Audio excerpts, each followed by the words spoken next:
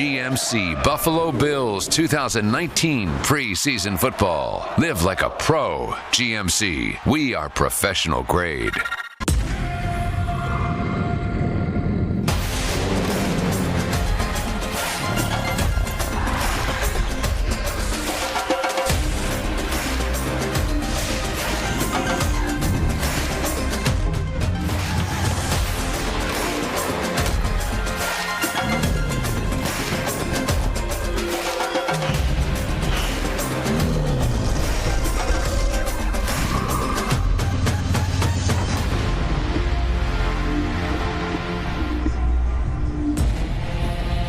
Buffalo Bills preseason football is presented by GMC. We are professional grade.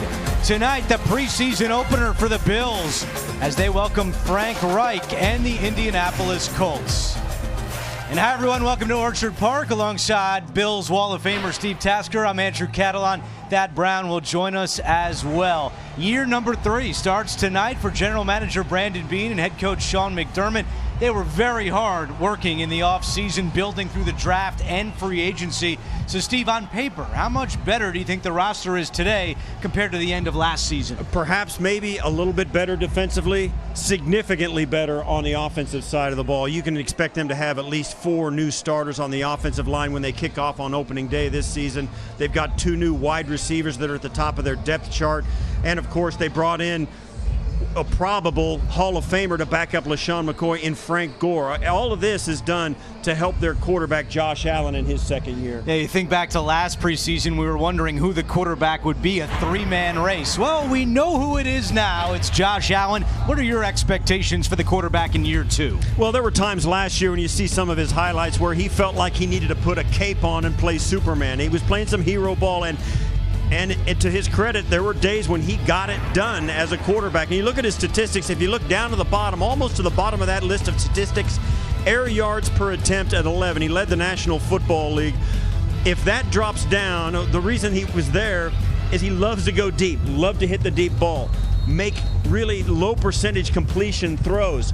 If he can cut that down, take the easy completions, make better decisions, and by his own words, that's job number 1 for this training camp. If all of that happens, all of the other statistics that are associated with Josh Allen are going to improve as well. Preseason opener means the first taste of the NFL for the Bills rookies, and we'll be keeping a close eye on Ed Oliver and Cody Ford tonight. What are your impressions of the Bills' top 2 picks? Well, they got it right. Ed Oliver has been sensational. Once they put the pads on in training camp, he transformed himself from just a draft pick to a starter in the NFL with a big upside. Cody Ford, along with all the rest of the offensive linemen, they're looking for the best 5 offensive linemen. He's worked a little bit at right tackle, worked a little bit at right guard, but when opening day comes and they have their best 5 offensive linemen on the field, Cody Ford will be one of those guys. And Oliver and Ford will both start tonight. Oliver on that Bills defense, and for more on the D, we send it down to Thad Brown. Thank you, Andrew. You know, this Bills defense last year was top 5 in the NFL. They returned 10 of 11 starters and the entire coaching staff. Tremaine Edmonds, a big part of that last year, and he might also be a big key to its improvement. Micah Hyde has noticed an improvement in the mental game from the second-year linebacker. Hyde says when he breaks the huddle, when the defense breaks the huddle, he and Jordan Poyer go over all the checks, all the responsibilities. This year, Edmonds is involved in that conversation. For a guy who led the league in tackles last year, if he can take it to another level, it'll be a whole lot of fun to watch. Andrew? All right, Thad, moving closer to the start of the preseason for the Buffalo Bills. On a beautiful night in Orchard Park, kickoff is coming up. The Bills and Colts from New Era Field.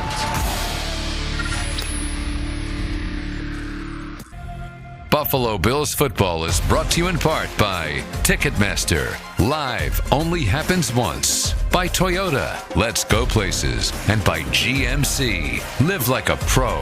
GMC. We are professional grade. Moments away from kickoff at New Era Field. Sean McDermott, his 3rd season as the Bills head coach.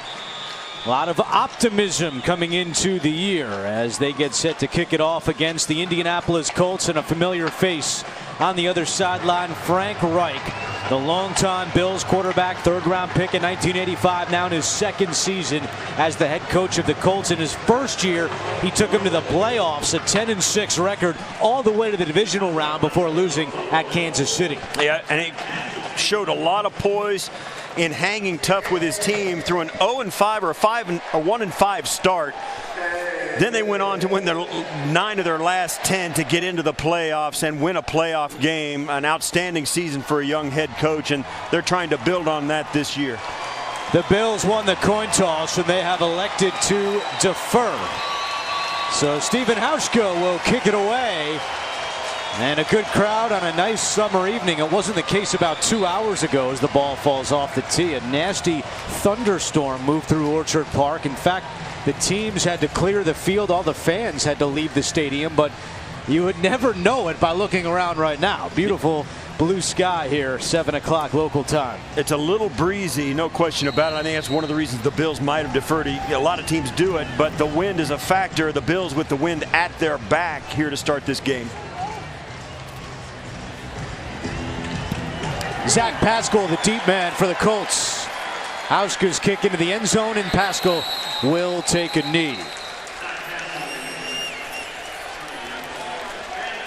So no Andrew Luck tonight for the Indianapolis Colts. He is still out with a calf injury. So Jacoby Brissett, in his 4th year out of NC State, will be the starting quarterback for the Colts. And another quarterback you might see later on for Indianapolis is Chad Kelly, the nephew of Bills great Jim Kelly. Jacoby Brissett, if some Bills fans will remember, 2 years ago, in a foot of snow, quarterback the Indianapolis Colts in a narrow overtime loss to the Bills here in New Era Field. On 1st and 10, it's good to say football is back, and a good start with a flag down for that Bills defense. Jerome Boger is today's referee. It was Shaq Lawson getting in the backfield. Let's see what the call is. Holding. Offense, number 56. This penalty is declined. The result of the play, 2nd down. So the penalty on Quentin Nelson. And Shaq Lawson making a nice play for a loss of 2 on 1st down.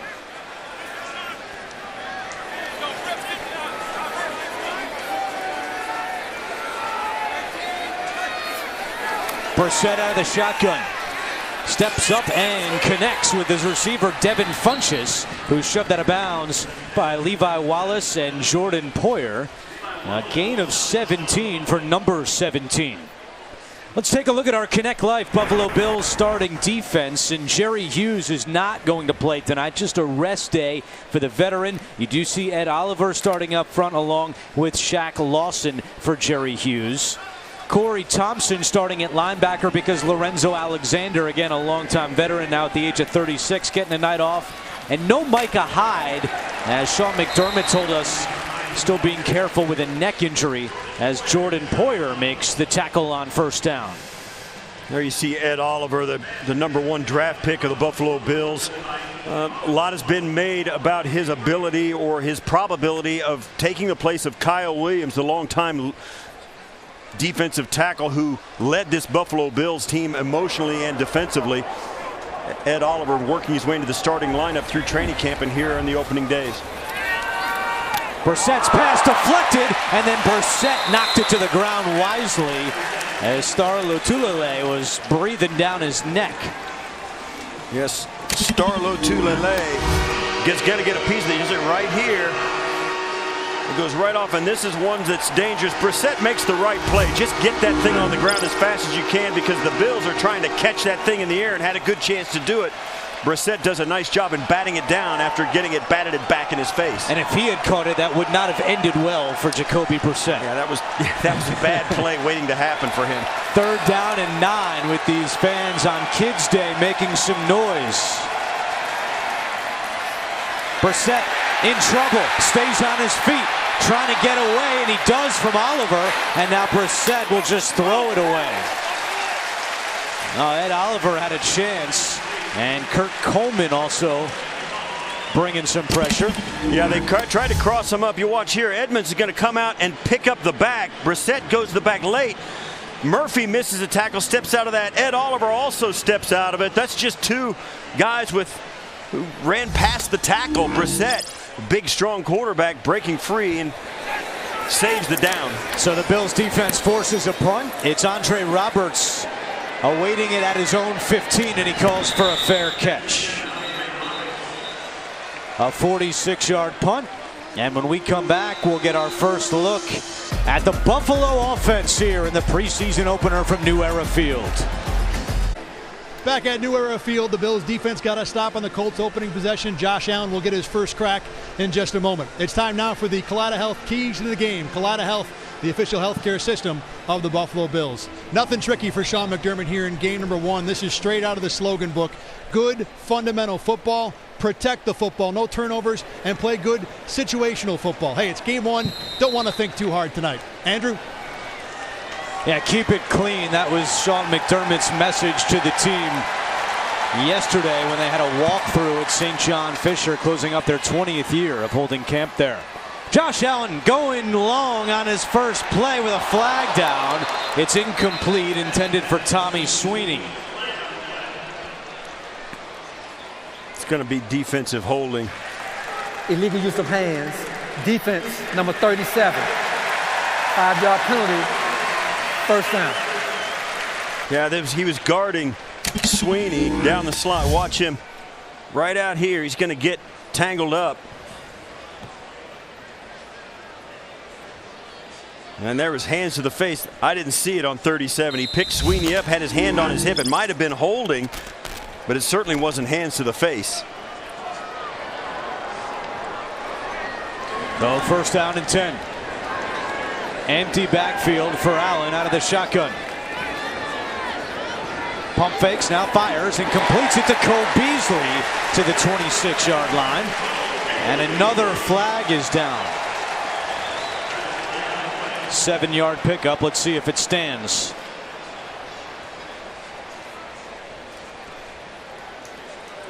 And the Bills are headed in the other direction.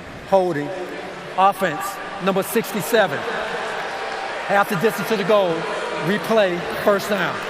So that's on Quinton Spain, who's getting the start at left guard tonight. A closer look at Josh Allen. We already talked about him in the open. Your expectations in year 2 for Josh Allen, and just what a difference a year makes to have under his belt. Yeah, a year and 11 games as a starter. Some hard lessons he learned a year ago, and we've seen some signs of it during training camp. Trying to make better decisions. You saw it there, Cole Beasley, a little pump fake and taking the underneath route. He has a propensity to try and go deep a little too often, and he's trying to work himself into taking the easy completion. We'll see if he can do it. Allen deep down the middle looking for Zay Jones, and he overthrows him. Gives us a chance to take it our Connect Life Bills starting offense. Connect Life Blood and Organ Donor Network, and a lot of talk about the offensive line. We're going to be tracking it tonight. Dawkins, Spain, Feliciano gets the start at center. Cody Ford will begin at right guard. Will we see him out at tackle? For the moment at right tackle, it's Ty Nsekhe, and then you're going to see Frank Gore. He's in there right now, as Sean McDermott saying that he's been very happy with the work of both Gore and LaShawn McCoy, but tonight it will be Gore. LaShawn McCoy will not play. He'll play next Friday in Carolina. Right back to Beasley goes Allen, and Beasley out to the 22-yard line, a gain of 13. Cole Beasley coming over from the Dallas Cowboys. This is exactly what the Bills were looking for a year ago. They didn't have anybody that could get separation in that 5 to 15-yard route area. Beasley so good at that out of the slot. And during training camp, Josh Allen feeling more and more comfortable, trying to get a little cohesiveness so they can communicate a little more non-verbally, few more reps, and they'll start making completions like that more often even. 3rd down and 6. Allen steps up. He's going to keep it himself, trying to get to the outside, and it looks like he picks up the first down. We saw that a lot last year, a gain of 8 for Josh Allen. Well, he saw it a little too much last year, but it's a pretty good sequence by the Buffalo Bills. They traded penalties with the Colts, got into a 2nd and 20 after an incompletion, and got the first down, a completion to Beasley, and then Allen with a 6-yard scramble for the first. Digging out of a little bit of a hole here in the first series of the preseason. Allen rushed for a team high 631 yards a season ago. Patrick DeMarco in at fullback. Let's see if Frank Gore gets a touch here. No, they're going to stay in the air. Allen. Well, Gore did get a touch, but it comes through the air. Frank Gore at the age of 36. And as he said, he's not here just to be a locker room guy. He's here to run. He is a good locker room guy. He's a great leader, a guy who garners a ton of respect for all he's accomplished. This is, for those of you who don't know, and I got to tell you, that is a pretty elite little list right there. Yeah, all three in the Hall of Fame. And Emmett, Gore Walter, will be one and day. Barry, guys who go by their first name. 2nd down and 6. Allen chased out. And he'll just throw it away. Shoved out of bounds late by Anthony Walker. Right on the Bills sideline. We've seen a lot of that last year. Saw a lot of it last year, where Allen, and he a couple of times in last year, early in his tenure as a starter, he would have just tucked it and tried to turn it up, taking some guys on physically. You saw the replay of the Minnesota game that's been played over and over again, where he hurdled a linebacker. They're trying to get him to do what he just did there. Give his people a chance to get open. Try and make something off the page. If it's not there, throw the football away. It's hard to swallow for a young guy who's a competitor, but Allen is starting to learn that lesson. Another 3rd down here for Buffalo. 3rd and 6. Allen fires low and incomplete. He was looking for Zay Jones. And that's a bad throw right there. It's down in the dirt. And that's the kind of throw that he's been criticized for. That's a Zay Jones coming out of the break. There was enough room to squeeze it in there. Allen just threw it a little too much into the dirt. Tried to go low and away from the defender and couldn't get it up into the spot where Zay Jones could bring it in. That I would put that on the quarterback. Well, one of the battles going on throughout training camp and now into the preseason, who will be the punter? Right now, Corey Bojorquez and Corey Carter battling for that job. This is Bojorquez getting the first punt. Sean McDermott told us they would rotate each series. And Chester Rogers on the return out close to the 30-yard line. 51-yard punt for Bojorquez. 10:13 to go, opening quarter. And we are scoreless in Buffalo.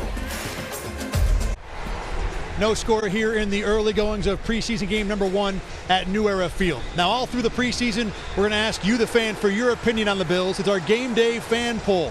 Today's question: which rookie is most important to the Bills' success this season?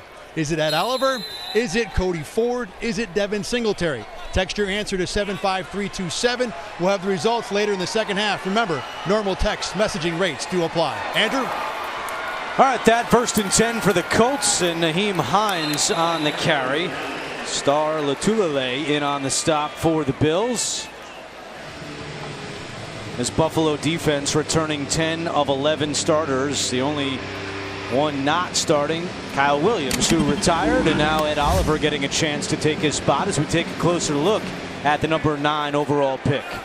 And doing there just what you want him to do: absorb a double team and allow the linebackers to run to the football and make a tackle for a short gain. And going against a very impressive player in Nelson on that Colts offensive line. And Shaq Lawson greeting Hines this time. Shaq Lawson has been active early. Mentioned Jerry Hughes not playing today. Lawson getting the start. It brings up 3rd and 9.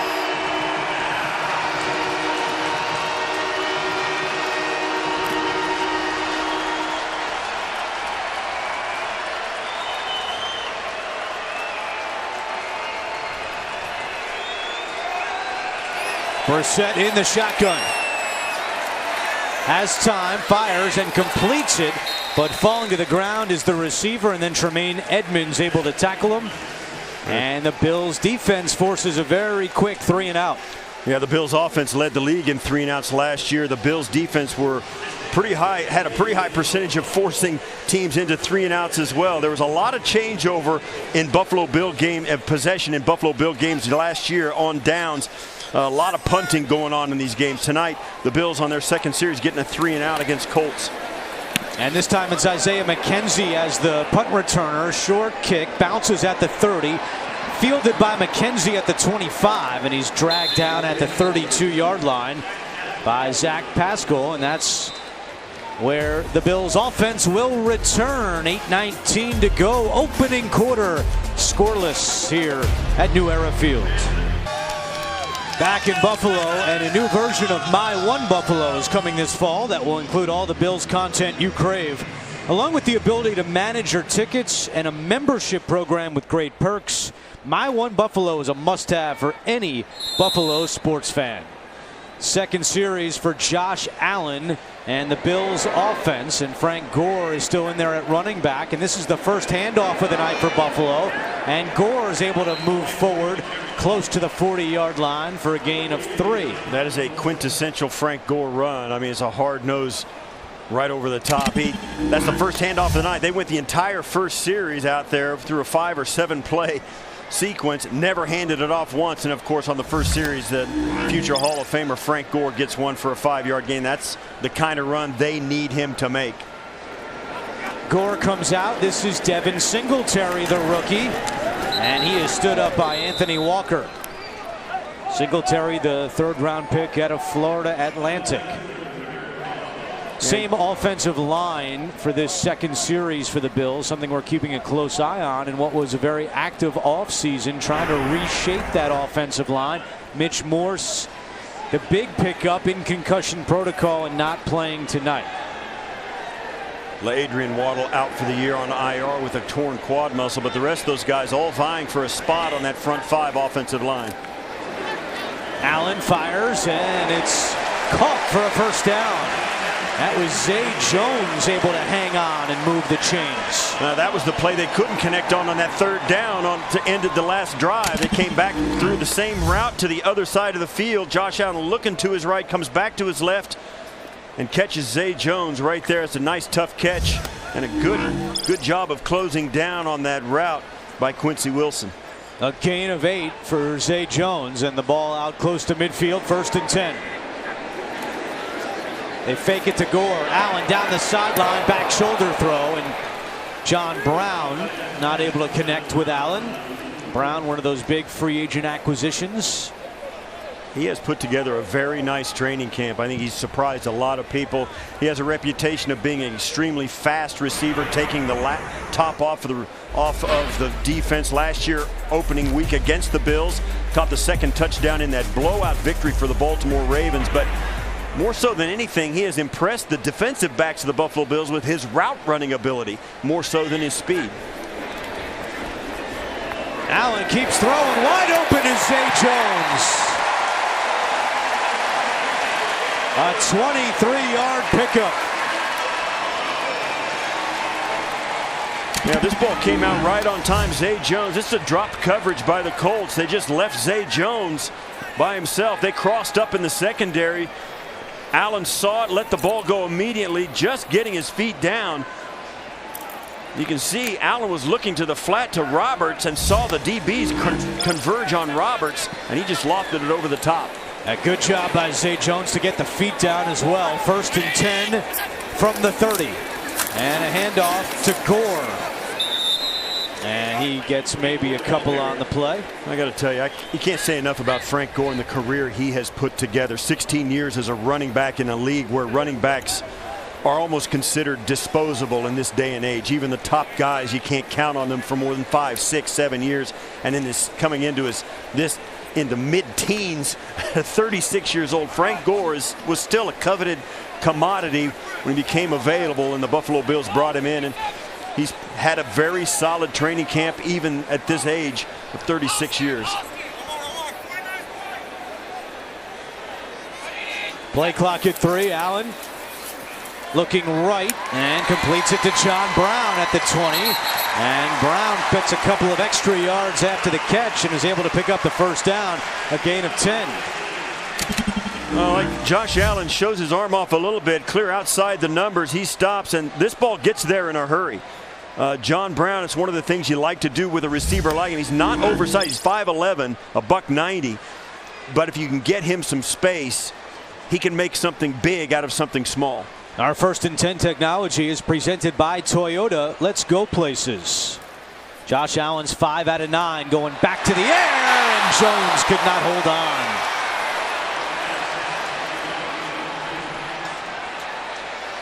And Jones took a shot as he was trying to bring that one in. Yeah, and watch, this ball's going to come right out of the sun, right into his eyes. He takes a nice shot. It falls right on target. He gets hit right there. You can see he had hit like in the throat. I don't know his intent. I don't think it was not intentional there. As Khari Willis comes in and makes the play on him. And Jones comes to the sideline. They just want to make sure he's okay. On 2nd down and 10. Play fake. Allen in trouble, and Allen goes down. And it was Carroll Phillips, the defensive end out of Illinois, with a sack of 11 yards on the play. Well, halfway, not a very good play fake by Allen, and Willis was all over it. Great discipline. This play was going to come open if Willis doesn't make this tackle. Josh Allen has Sweeney coming out in the flat open from the tight end spot, but Willis made a great play athletically, broke down. That's the key thing. You just can't let that guy, that bootleg, get around you as a defensive end. And Carroll Willis did a nice job. Good snap count there. I think Allen got the Colts to bite unless one of his teammates jumped first, but yeah, this was a reaction by the Bills Neutral zone offensive line. infraction. Defense number 59. 5-yard penalty, still 3rd down. So that helps. Yeah, the offensive lineman will move in this sequence, but if the defender is in the neutral zone across that blue line, the offensive linemen react, and that's what draws the flag. The defenders can jump across and jump back, and if they don't get a reaction, it's not a penalty. But if the offensive line, which they're trained to do, reaches out and just touches them, it's an easy call. And Steve, Zay Jones just went into the blue medical tent to be examined by the Bills training staff. Thad Brown down there will keep us posted. 3rd and 16. Allen, Andre Roberts with the catch, gets away from one and then tackled at the 16-yard line. That'll be short of a 1st down, and Sean McDermott will send out Stephen Hauschka to attempt a field goal. And one of the underrated parts, but it really shouldn't be underrated, is in the punter battle, whoever wins that job also is the holder for Stephen Hauschka. So you know that Hauschka would like to have that settled sooner than later. But Jorquez is the holder here. 34-yard attempt for Stephen Hauschka now in his 3rd season with the Bills. And that kick hits the upright, no good. And that did not look like a drive kick. He kind of got underneath it and chipped it. It was very high and it's kind of a weak kick from Hauschka. He doinked it. So 3:23 to go, and we remain scoreless. No score between the Colts and Bills. Don't miss any of the action as the Bills celebrate their 60th season and the NFL's 100th. Season tickets are on sale now and include free subscriptions to NFL Game Pass and NFL Red Zone, discounts at the Bills store, exclusive events and pre-sales, and a whole lot more. Reserve your seats by visiting buffalobills.com/tickets.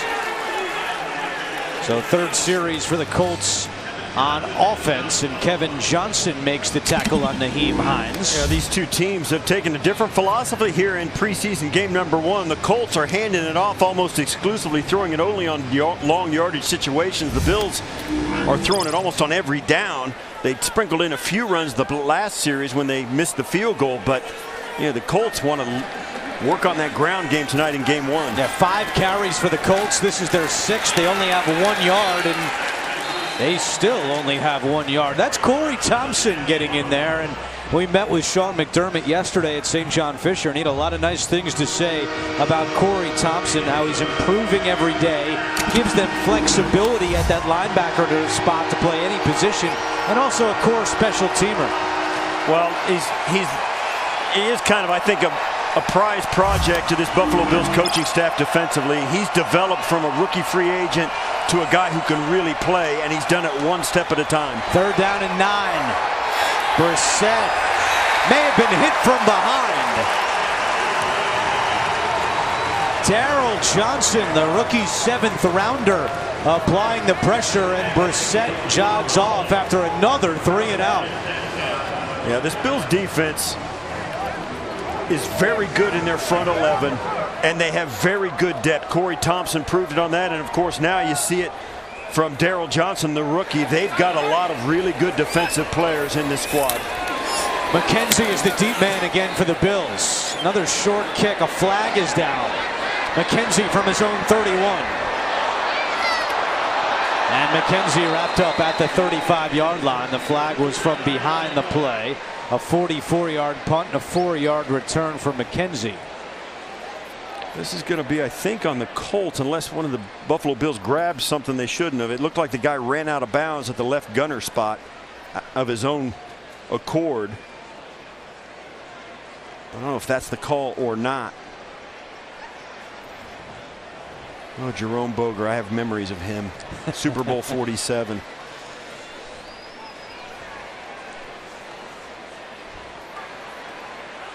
Player out of bounds on doing the punt.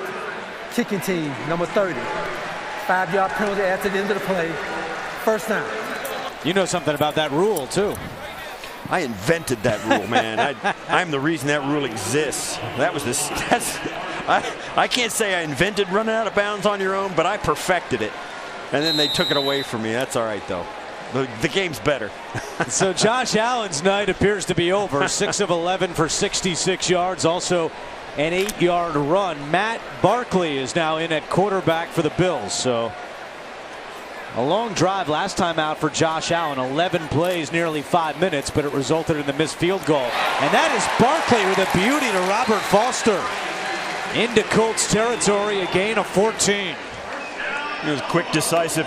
Matt Barkley, a different kind of quarterback than Josh Allen, a guy who anticipates his throws, doesn't have the big arm that Josh Allen does, but this is his moment here. The Jet game a year ago in New York. 11 days on the property, starting at quarterback, and he gets the win on the road.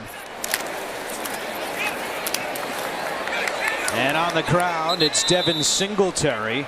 Bills have adjusted their offensive line for this series, and now it's the 2nd-round pick Cody Ford going out to play right tackle. Remember, he started at right guard, and as Sean McDermott told us, they're looking for the best 5. You got to feel that Cody Ford's going to be in that mix. It's just a question of where does he fit best with everything around him. Is it guard or tackle here in the 1st quarter, playing both spots?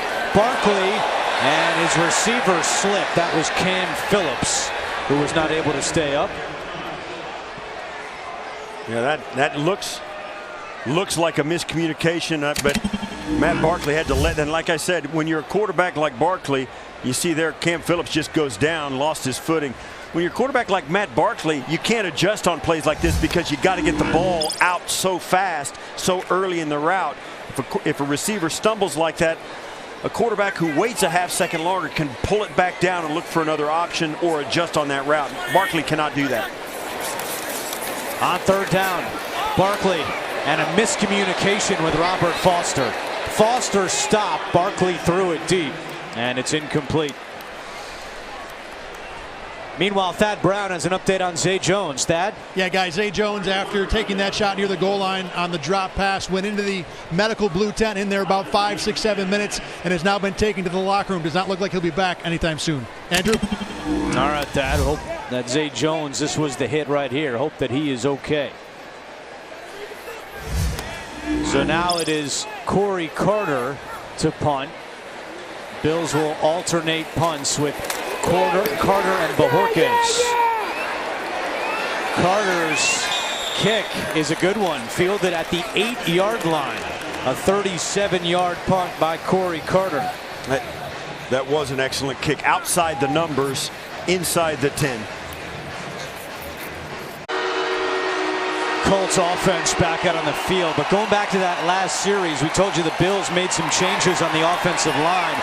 Connor McDermott was at left tackle, Wyatt Teller at left guard, Russell Bodine at center, Spencer Long at right guard, and we mentioned Ford at right tackle as Philip Walker's pass is incomplete.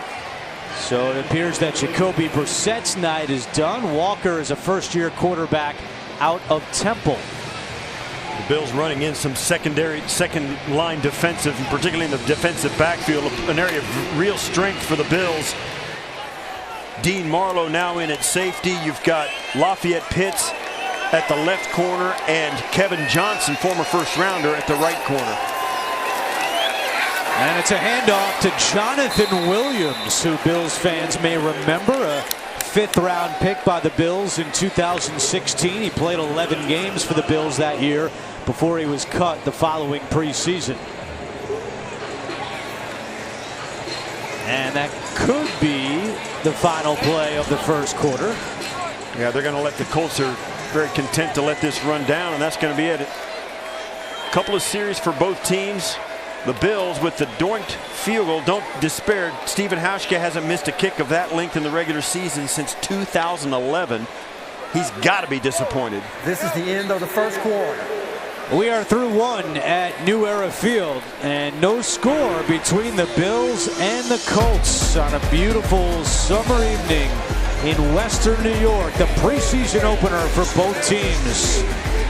We're coming back to Buffalo right after this. Start of the second quarter in Buffalo, and Bills preseason football is presented by GMC. We are professional grade. Last season, the Bills defense forced a 3-and-out 23% of the time, which was fifth best in the NFL. Tonight, the Colts only have 21 yards through the air and 6 yards on 7 carries. Third down and 5 for the Colts. Pressure up the middle. Walker gets rid of it and nobody home.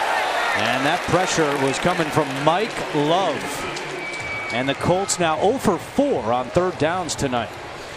The last 3 possessions, the Colts offense have all been 3 and out. And that's a good kind of start you want your defense to get off to. Even though they've had the second team in on this last series, they played well. They got good pressure on the passer. Their run defense seems to be very stiff tonight. Although it's early in the preseason, the defense looks like it's out to a good start. McKenzie again on the return from his own 41, trying to get to the outside. McKenzie could not turn the corner, but cuts it up inside and takes it into Colts territory. A nice return for Isaiah McKenzie after a 46-yard punt, a 15-yard return. A great job by McKenzie. He uses his speed to get the defense to come in. Watch him as he catches this.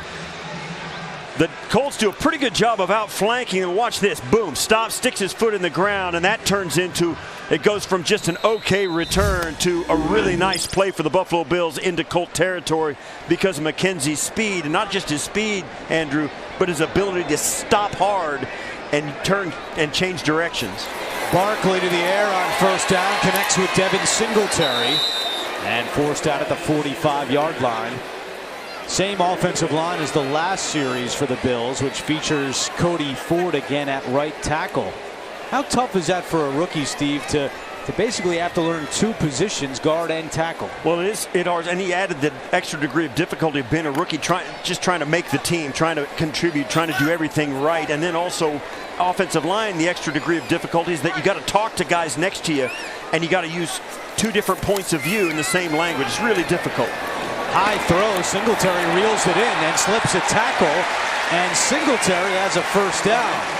And there's an injured Bill behind the play, and getting up very slowly is Connor McDermott, who's at left tackle this series. But a nice catch by Devin Singletary. And this is one of the things about Devin Singletary. You'll see his highlights here out of Florida Atlantic, 38 games. He had 714 attempts on the ground. Didn't have very many receptions, but you turn on the film and the guy can really play football.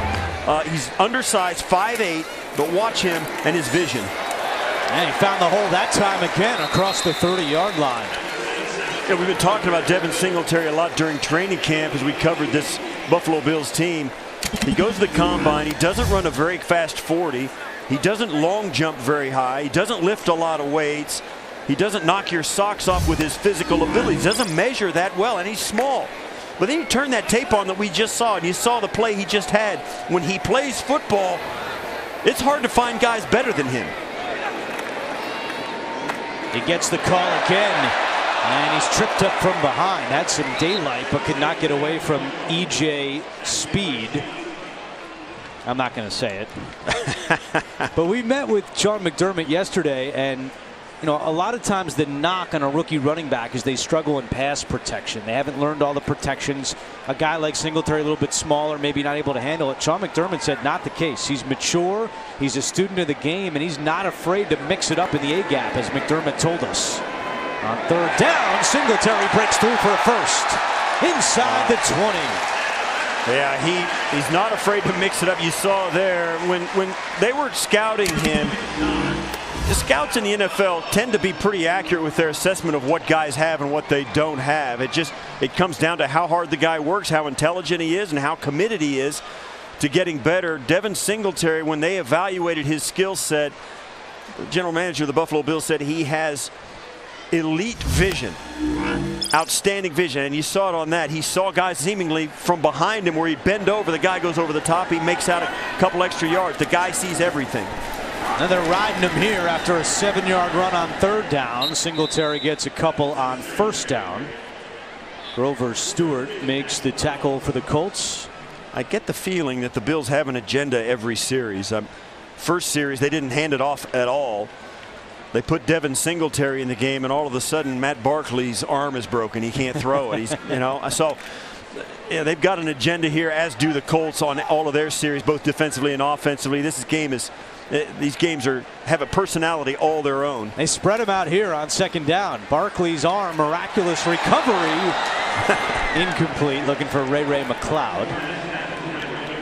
Love what McDermott told us about McLeod. He said one of the joys of coaching is watching young men develop. And he said last year Ray McLeod just didn't get it. He wasn't fitting into what they wanted to accomplish. But since day one of the spring, McLeod has been a different person, and you've watched him at training camp. It showed. It really has. He was a little bit entitled, a little bit, sit back and watch last year, and not this year. Screen to Singletary on third down. Room to run. Singletary bouncing off tacklers inside the 10, and he's got a first down. 10-yard pickup for the rookie, Devin Singletary. And they'll finally give Devin Singletary a chance to catch his breath as he comes on. This is just a well-timed screen pass. Barkley puts it down. Singletary brings it in. One of the question marks about Devin Singletary, of the few that there were about his skill set, was his ability to catch the ball. He didn't have very many receptions because he wasn't asked to catch the ball at Florida Atlantic. The Bills did nothing in his personal workout except throw him the ball. He proved he could do it. TJ Yeldon in at running back. He gets the call here on first and goal, and Yeldon gets a yard. Very interesting dynamic at running back with the veterans McCoy and Gore. Then you've got Singletary, who you've seen already what he's capable of. And TJ Yeldon had a fine 4 years with the Jaguars, signing as a free agent this offseason.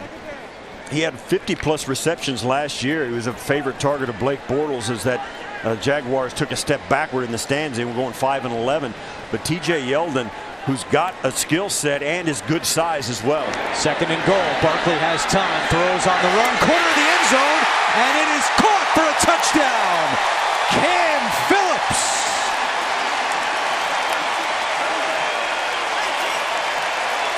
He spent most of last year on the Bills practice squad. Ended up playing in 2 games, and he puts Buffalo on the board.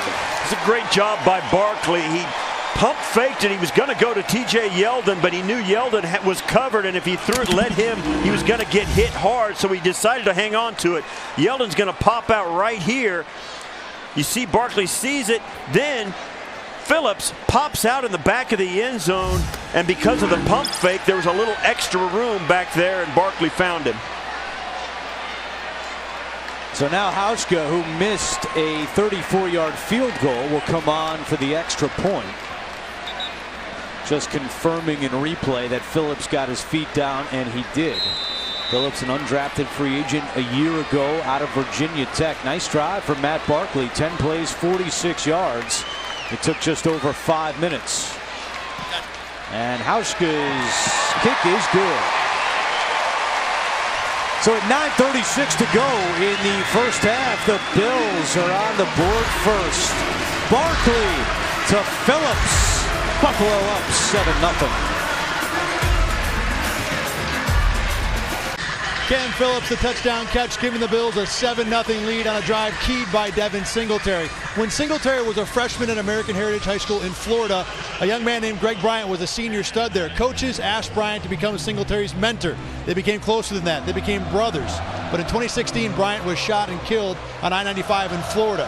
Singletary is convinced if Bryant were still alive today, he'd be in the NFL. At the very least, Bryant is with Singletary now in the NFL in spirit. Andrew, back up to you. All right, that's certainly a part of the story of Singletary, who tonight has 6 carries for 18 yards and 3 receptions for 21 yards. Hauschka's kickoff will be taken out by Pascal. And Pascal taken down at the 21-yard line. Well, new for 2019, Bills Tonight will be streaming live after all Bills games. Join Maddie and Fred Jackson immediately after the game for Coach McDermott's press conference, and they will take your questions and comments throughout the show. Catch Bills Tonight on digital, presented by ECMC on BuffaloBills.com, the Bills mobile app, Bills Facebook, or Periscope. Great crowd tonight here for Kids Day. They were tailgating early. I walked by some great stuff. I saw wings, I saw burgers, dogs, fried pickles. There you go, fried pickles on a summer evening.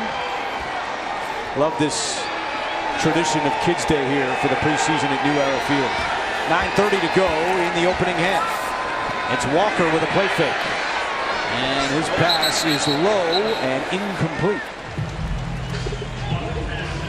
Intended for Marcus Johnson. And the Colts with Philip Walker getting some reps tonight. Jacoby Brissett starting. Of course, the story with the Indianapolis Colts. Andrew Luck still struggling with a calf injury, now stretching into a 3rd month of not being 100%. I was former teammates with the head coach of the Indianapolis Colts, Frank Reich, and I tell him he'll be a much better head coach if Andrew Luck gets healthy.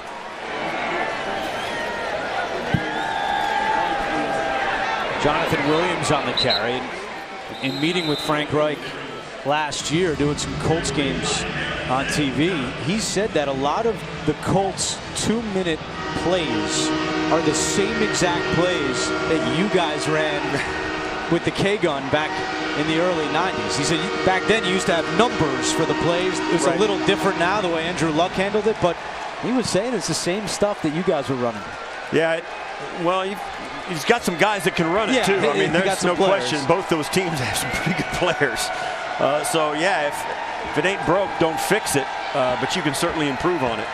3rd down and 6. Colts are 0 for 4 on 3rd downs tonight. In trouble, and a sack by Darryl Johnson. The 7th-round pick out of North Carolina A&T. And he has flashed now twice tonight. Well, watch his speed. He's going to come off this edge right over here. He's going to come up and come around and make the play. Comes a long way for a big guy. He's got some speed all the way from the outside on the X stunt and gets there.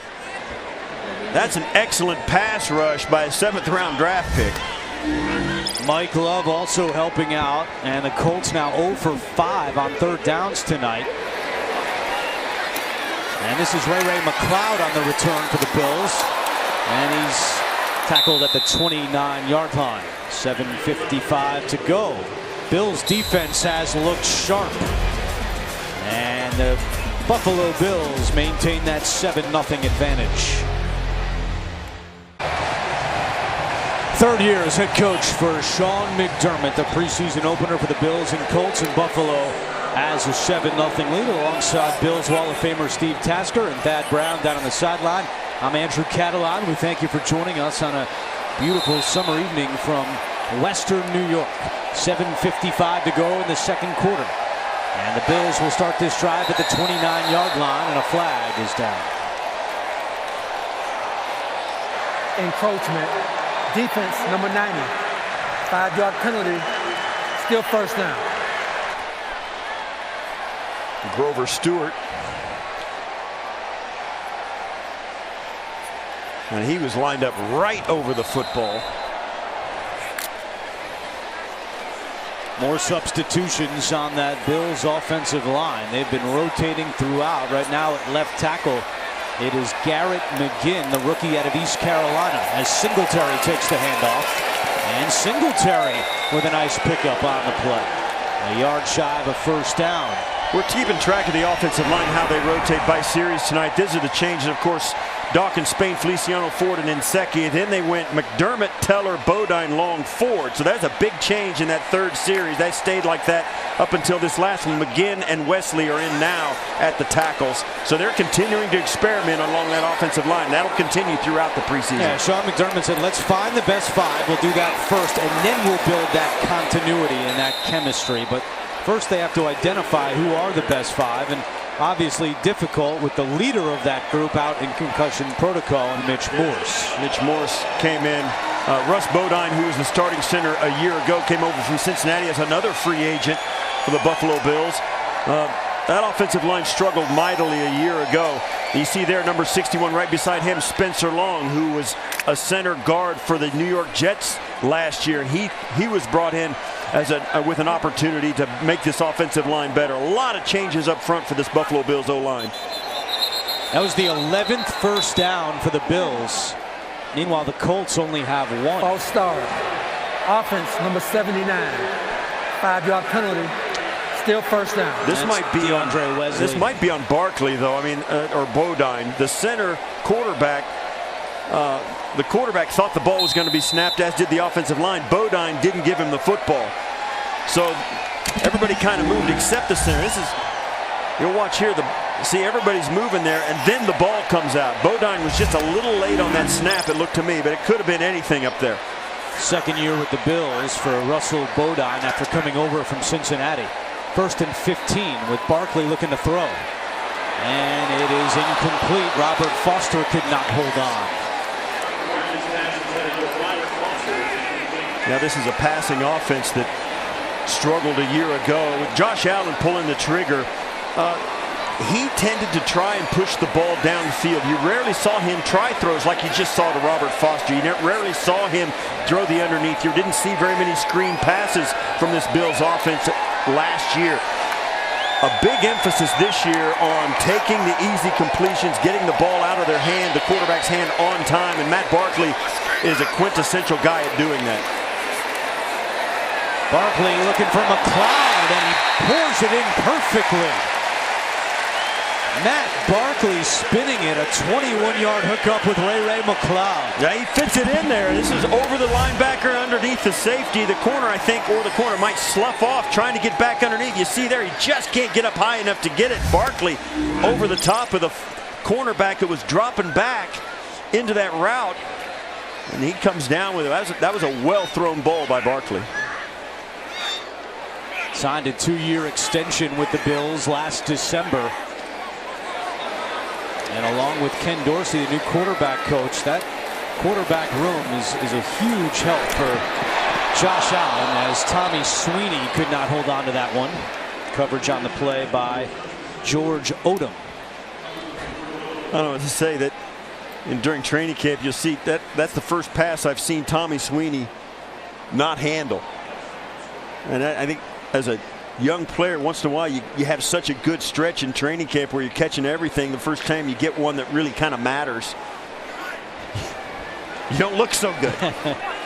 Dawson Knox and Jason Kroom, other tight ends on this Bills roster, not playing tonight because of hamstring injuries. Singletary trying to reverse course, and he takes it to the 42-yard line.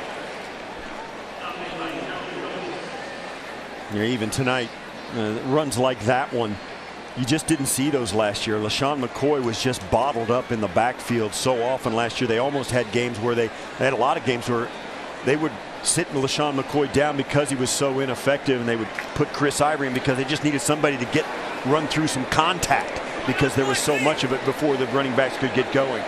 First and 10 technology presented by Toyota. Let's go places. High snap over Barkley's head. He still doesn't have it. And the Colts fall on it. That's Carroll Phillips recovering the errant snap by Russell Bodine. Now, one of the priorities for Sean McDermott tonight was to play clean football and not turn the ball over. You see this snap nowhere near Barkley. And a turnover by the Bills.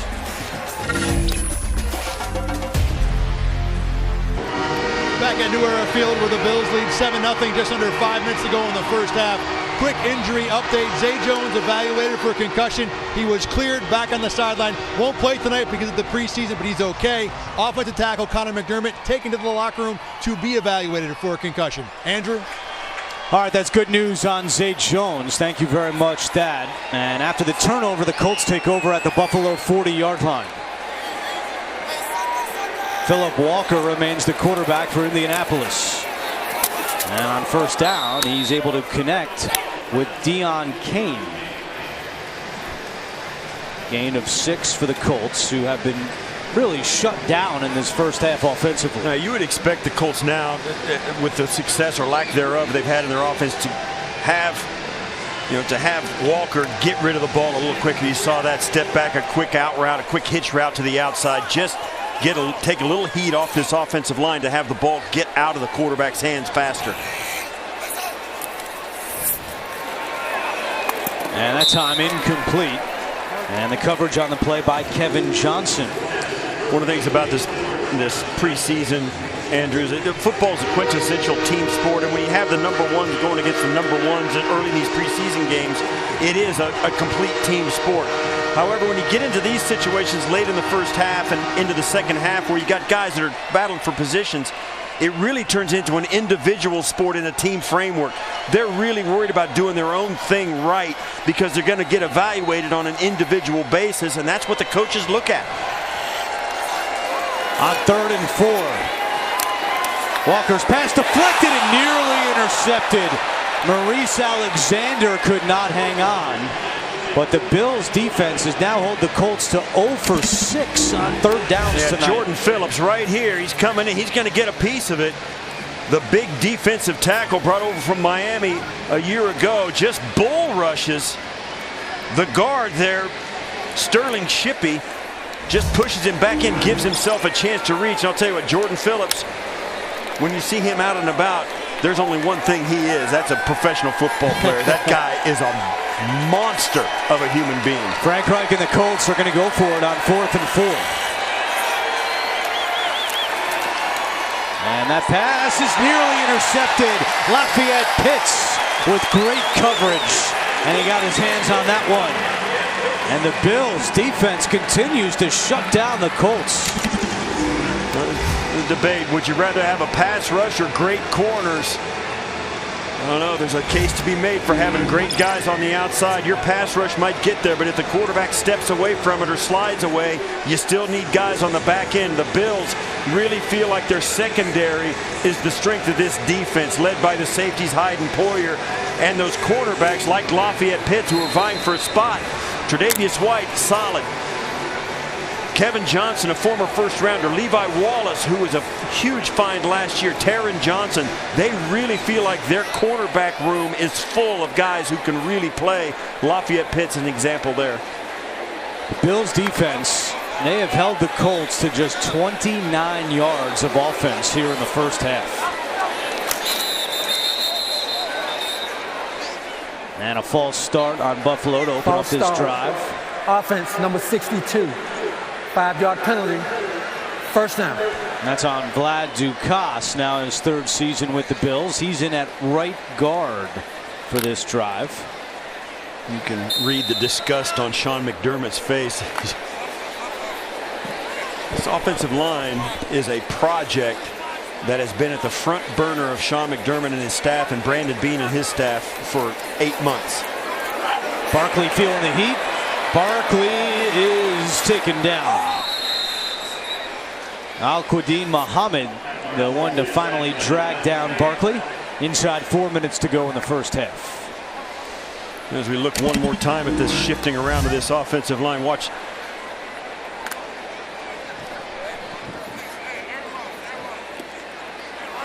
getting off the edge. It was a big problem last year. Brandon Beane and Sean McDermott spending a good portion of this offseason trying to get it together on that offensive line as TJ Yeldon with some nice running after the catch. I think such a big question when you talk about this starting offensive line is what do you do with Cody Ford? Where do you put him? Do you think about his best interest and set him on a path for the next 10 years at either guard or tackle, or do you just have to put him where you need him the most this season? Yeah, no, he's not the first consideration. It's the team's the first consideration. If the team is better with him at guard because you have a better right tackle than you do a guard inside of him at right tackle, that's where he goes, and that's the experiment that they're going to run here. Another high snap. Barkley fields it, hit as he thrown deep downfield, and it's caught. Isaiah McKenzie on the reception. Credit to Barkley for hanging tough in the pocket, and he was able to get it downfield for 38 yards. Yes, good job of poise. He steps up hard. He knows he's going to get hit, and he does get hit by Kimoko Toure.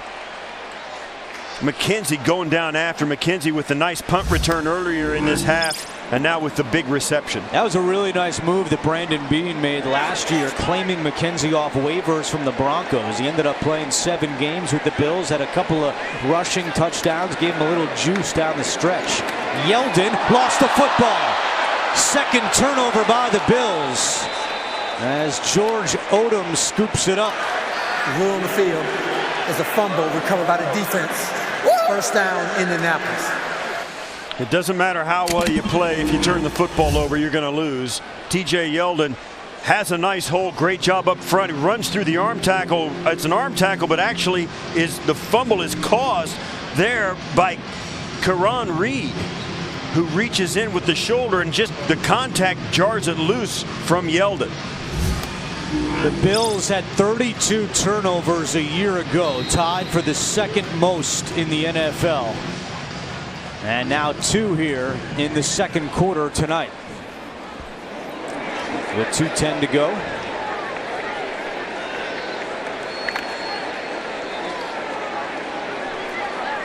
You look at the stats, total yards tonight, 208 for the Bills, 29 for the Colts. Yet with the turnovers and the missed field goal, it's still only 7-0. As Jonathan Williams has nowhere to go. Again, bottled up by that Buffalo defense. That's another nice job up front. Kyle Petco does a nice job, and then there's our guy, Corey Thompson, in pursuit to the sideline. This is the 2-minute warning. 2-minute warning here in Buffalo. Get exclusive One Buffalo gear from all of Western New York's hottest teams in one place. Visit shop.onebuffalo.com today. At Kids Day here in Orchard Park. We mentioned that about 5 o'clock there was a nasty thunderstorm that rolled through, but you'd never know it now. It's a beautiful night. Temperature in the low 70s, and football is in the air, Mr. Tasker. Yes, it is. It's pretty breezy, no question. There's a brisk wind going from left to right on your television screen, but it is a beautiful night. The temperature's perfect. So 2 minutes to go, opening half. 3 timeouts left for each team, and Walker's pass is caught along the sideline by Deion Kane. A 9-yard pickup. Just a throw. Good cushion by the Bills defense there by Kevin Johnson, and he's a good job of getting the toe tap in. A nice throw from Walker. So that brings up 3rd and 1. Again, the Colts have not converted on 3rd down tonight. They're 0 for 6. Jonathan Williams, the running back. Bill showing 0 coverage, 1 man deep, man-to-man all the way along the line of scrimmage. The handoff to Williams. Can the Colts get a first down? They can. As Williams spins forward. Kevin Johnson in on the tackle. Johnson, a former 1st-round pick by the Texans in 2015, but has not been able to stay healthy. Yeah, you can see Mike Love just loses the edge and can't get away from the block, and gets Williams the edge to go outside. Had those corner set of the defense, couldn't see the running back as he bounced out around the left side to get the first down. Just the 2nd first down of the night for the Colts.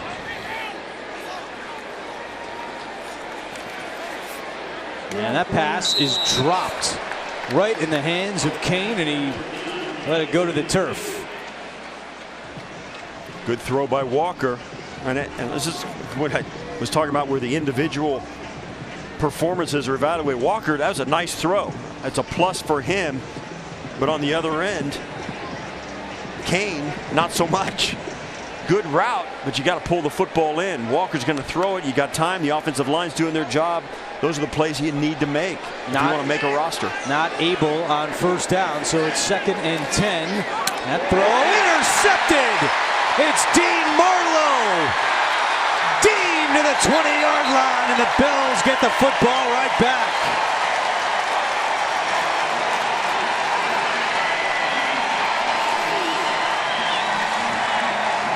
Two games with the Bills a year ago, and he's got the pick here. Walker couldn't see Marlowe step in front of the receiver. Came from the far side, outside of Walker's vision.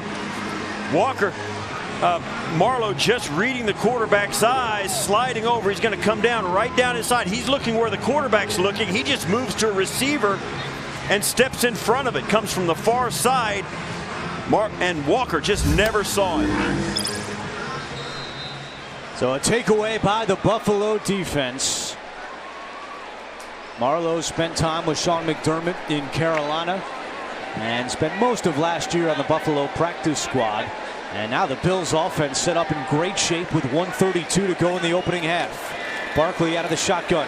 Barkley caught inside the 10-yard line. Sonoris Perry wearing a familiar jersey for the Bills. And it's 1st and goal for Buffalo. Great job by Perry. He's going to make this catch on his back shoulder and have to go down to do it. You see this, he goes down, not touched, gets up to his feet really quickly and gains a couple of extra yards. It's an aware play after a great job of pulling that in on the back shoulder. First Buffalo Bill to wear number 32 since O.J. Simpson in his first season with the Bills, coming over from the Dolphins, where he's really a core special teamer. He only has 8 carries in his career. Here's a carry for Perry, and Perry trying to fight his way in, and he's down at the 1. Well, I think that's a little message to T.J. Yeldon that if you fumble the football, you're not going to be in there. After the play, timeout. Yep. It's a message that's easy to send if you're a head coach, and there's no question. First time since the 1970s that somebody has worn number 32. A little bit of a shockwave around the Buffalo fan base but Sonoris asked for the jersey.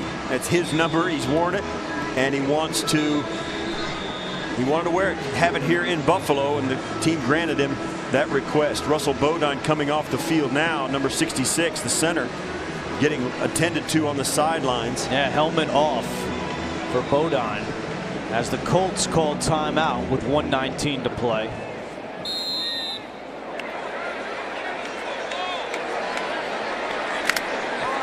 So Ike Butker. Yeah, that's the center now. Ike Butker, really a guard, but in at center with Barkley under center on 2nd and goal. Back to Perry. And Perry again stopped just short. You can see timeout for Indianapolis. They're 2nd. This is a 30-second timeout. He ends up right at the blue paint of the end zone. Impossible to see.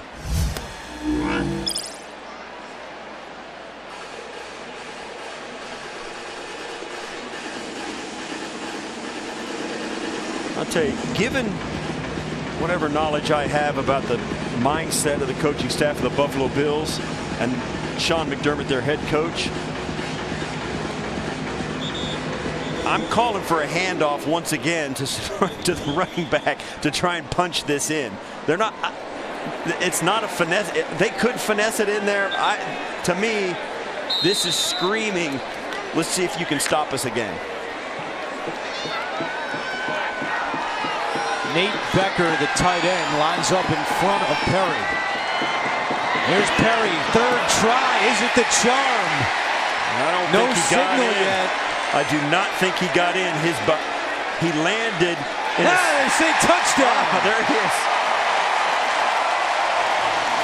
He got up in the air, got caught short of the goal line. When he sat down, he looked like he came down in a seated position. It was hard to see where the ball was in relation to the plane of the goal line. Watch, he's going to get up, get turned around, fall backwards. No, I don't think so. Well, it's all scoring plays subject to review, and since it was ruled a touchdown, they will take a look at this in replay. And the question will be, will there be enough evidence to overturn it? Because in that mess, it's kind of hard to see. Yeah, Perry, it took him a minute. He looked like he kind of, aren't the last guy to talk about jumping over the goal line, but it looked like he went too vertical and waited just a little bit too long to make that leap. He mistimed his jump and got caught early. And again, he's listed as a running back, but as I mentioned, he's got 8 carries in his career. He's primarily a special teams player. That's what he's known for, and they have confirmed it in replay. It's a touchdown for Sonoris Perry. Out of the turnover, 4 plays, 20 yards, and Hauschka's extra point makes it 14-0. Well, the Bills able to overcome 2 of their own turnovers and come up with one against the Indianapolis Colts, and it turns into a touchdown, a short field for their offense, and it turns into a bulldozer of a touchdown for Sonoris Jenkins, or Perry. Seneca Resorts and Casinos game to watch. Join the Bills on September 29th at New Era Field as they take on the Patriots and celebrate Fantennial Weekend.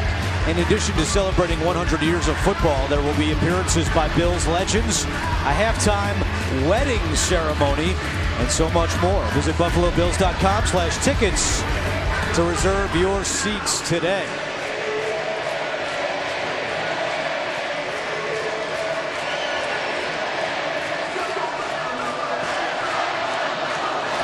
Now they're having fun tonight on Kids Day, preseason opener for the Bills and Colts, and Buffalo has a 14-0 lead.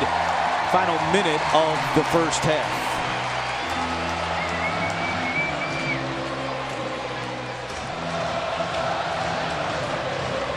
Next 2 preseason games on the road for the Bills, and they'll be back home for the finale on August 29th against the Vikings. Pascal hit hard at the 20-yard line. Dion Lacey laying the hit on special teams. Well, the next few weeks you and I are going to be together, Andrew. We will not be together at the Detroit game, but next weekend, again, August 16th at Carolina, you and I will be in the booth, and CBS television will have the Lions-Bills game in Detroit, and then, of course, we finish it up with the Minnesota Vikings right here. It's going to be a fun preseason. It's always fun being with you, pal. Yeah, there you go. That's what I like to do. We do want to give a special shout out to a big Bills fan, Bob McDonald. He is in the hospital right now, a little bit under the weather. We wish him well. He's watching the game with all his buddies in the hospital. So Bob, get well soon. Multiple flags down on this play.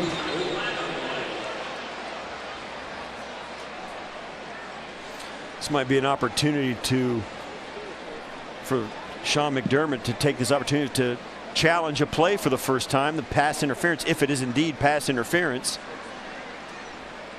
There are 2 fouls on the play, both by the defense. Illegal contact, defense number 36. This penalty is declined. Pass interference, defense number 31, 33. Spot the foul, automatic first down. It's on Saran Neal, who got the start at nickel cornerback tonight because Taron Johnson still out with a groin injury. Yeah, doesn't make any sense to challenge the interference call. You see there, as he's got his arm around, Neal's got his arm around the waist of the tight end, because even if you got the challenge right, you still got the other penalty you've got to deal with. High throw, and it's caught. And that is Marcus Johnson on the reception for the Colts, and he gives Indianapolis a first down, a gain of 15. Indianapolis with just 1 timeout remaining.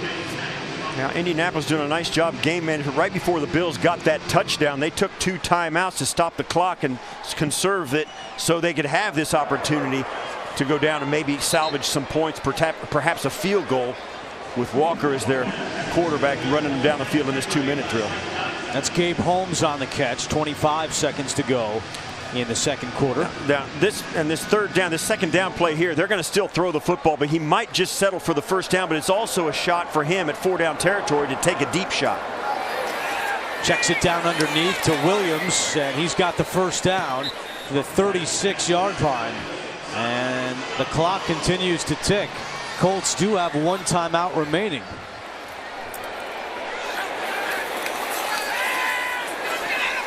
Walker's pass along the sideline. Nice what a catch. Grab by Marcus Johnson.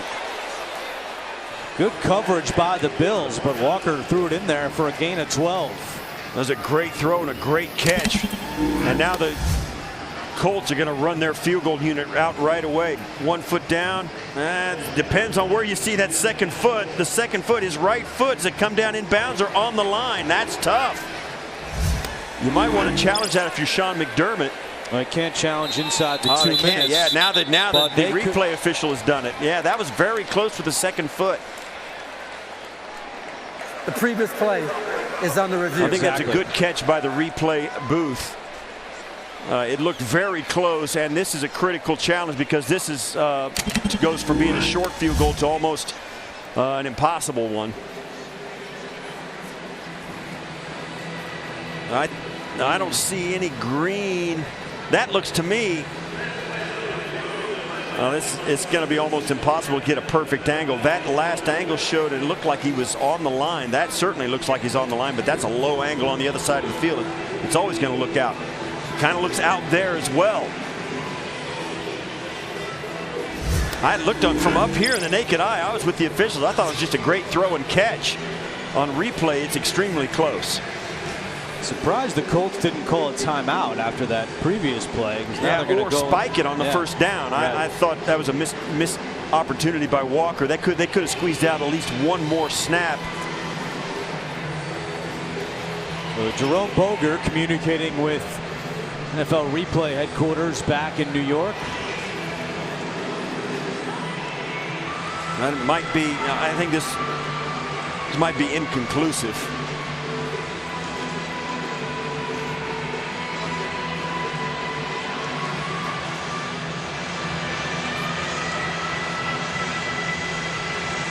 Frank Reich, the Freeport, New York native, played with the Bills from 1985 to 1994.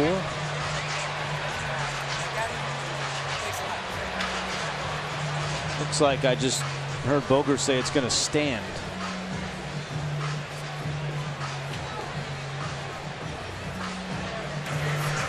After reviewing the play, the ruling on the field stands as a catch.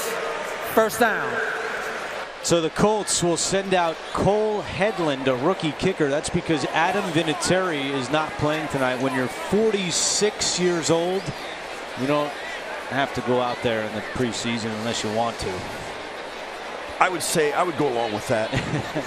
I would go along with that. Adam Vinatieri, you talking? He's still got a ton of energy in his conversation, the way he handles himself. I guess you would if you're 46 playing pro football. You'd have to have a little bit in the tank. Amazing. So instead, it's Headland who gets an opportunity here out of North Texas, trying to put the Colts on the board. A 42-yard field goal attempt. And Sean McDermott. He iced him. Timeout, Buffalo. First they pointed to Indianapolis. This is a 30-second timeout. Which didn't make any sense, but Sean McDermott wants to use a timeout, make the rookie think a little bit longer. Well, coming up, Northtown Automotive halftime show. Thad will chat with Coach McDermott. We'll have a Bills embedded feature for you and first half analysis all coming up on the Northtown halftime show.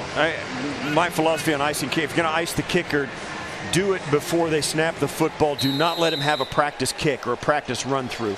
I think that's the worst thing you can do as a coach. You got to call it. Don't let him take a practice kick.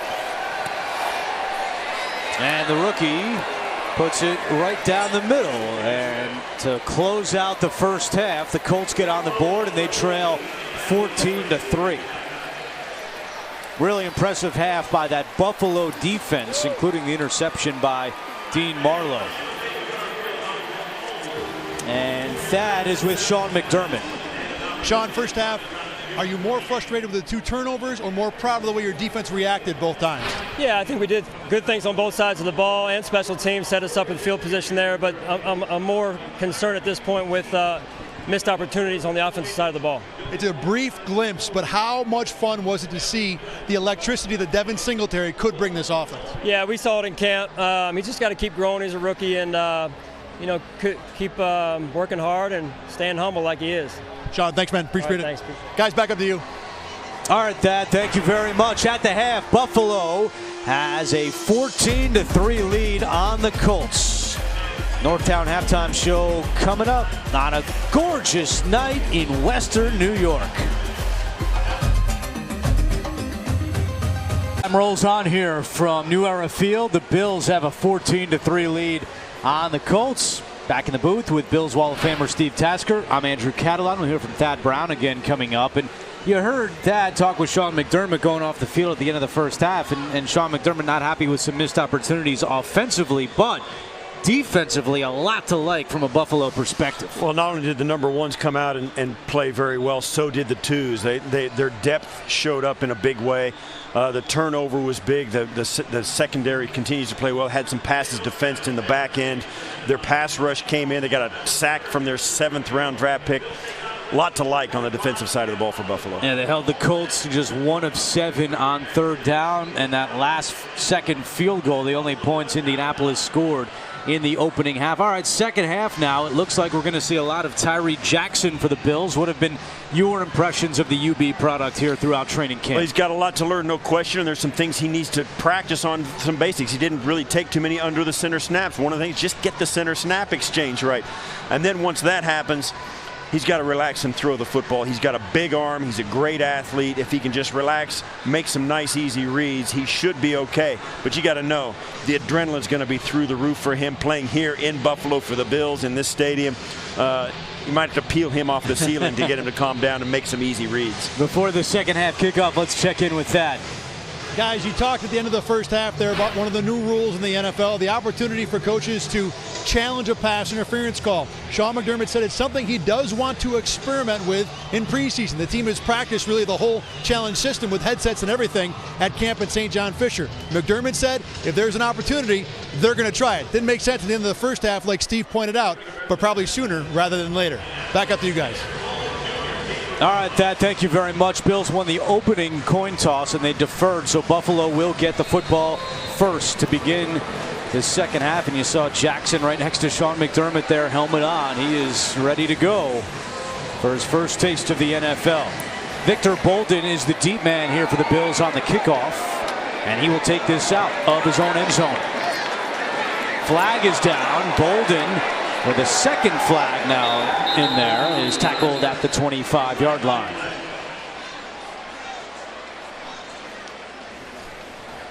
Jerome Boger, a busy man in the first half.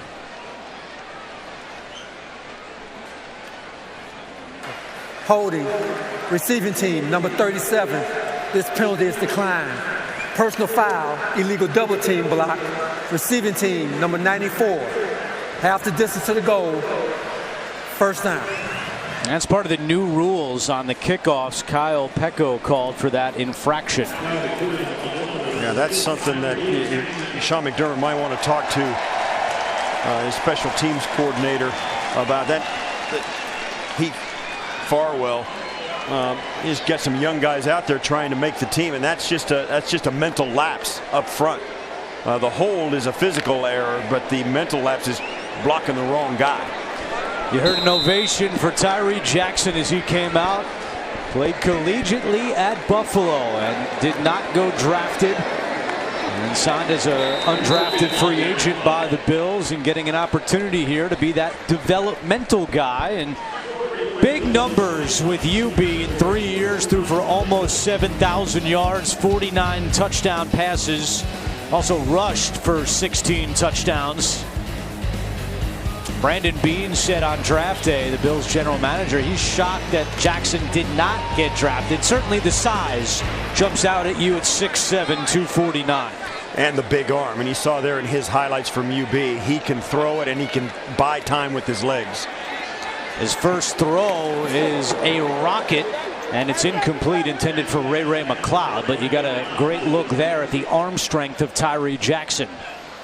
Trying to throw that back shoulder throw is really difficult to do, but you saw there Tyree Jackson played his college football at UB a lot like Josh Allen played his rookie season in Buffalo. A lot of action outside the pocket, a lot of improvisation, and a lot of running down the football field and doing things with his athleticism rather than standing in the pocket and being a pure pocket passer.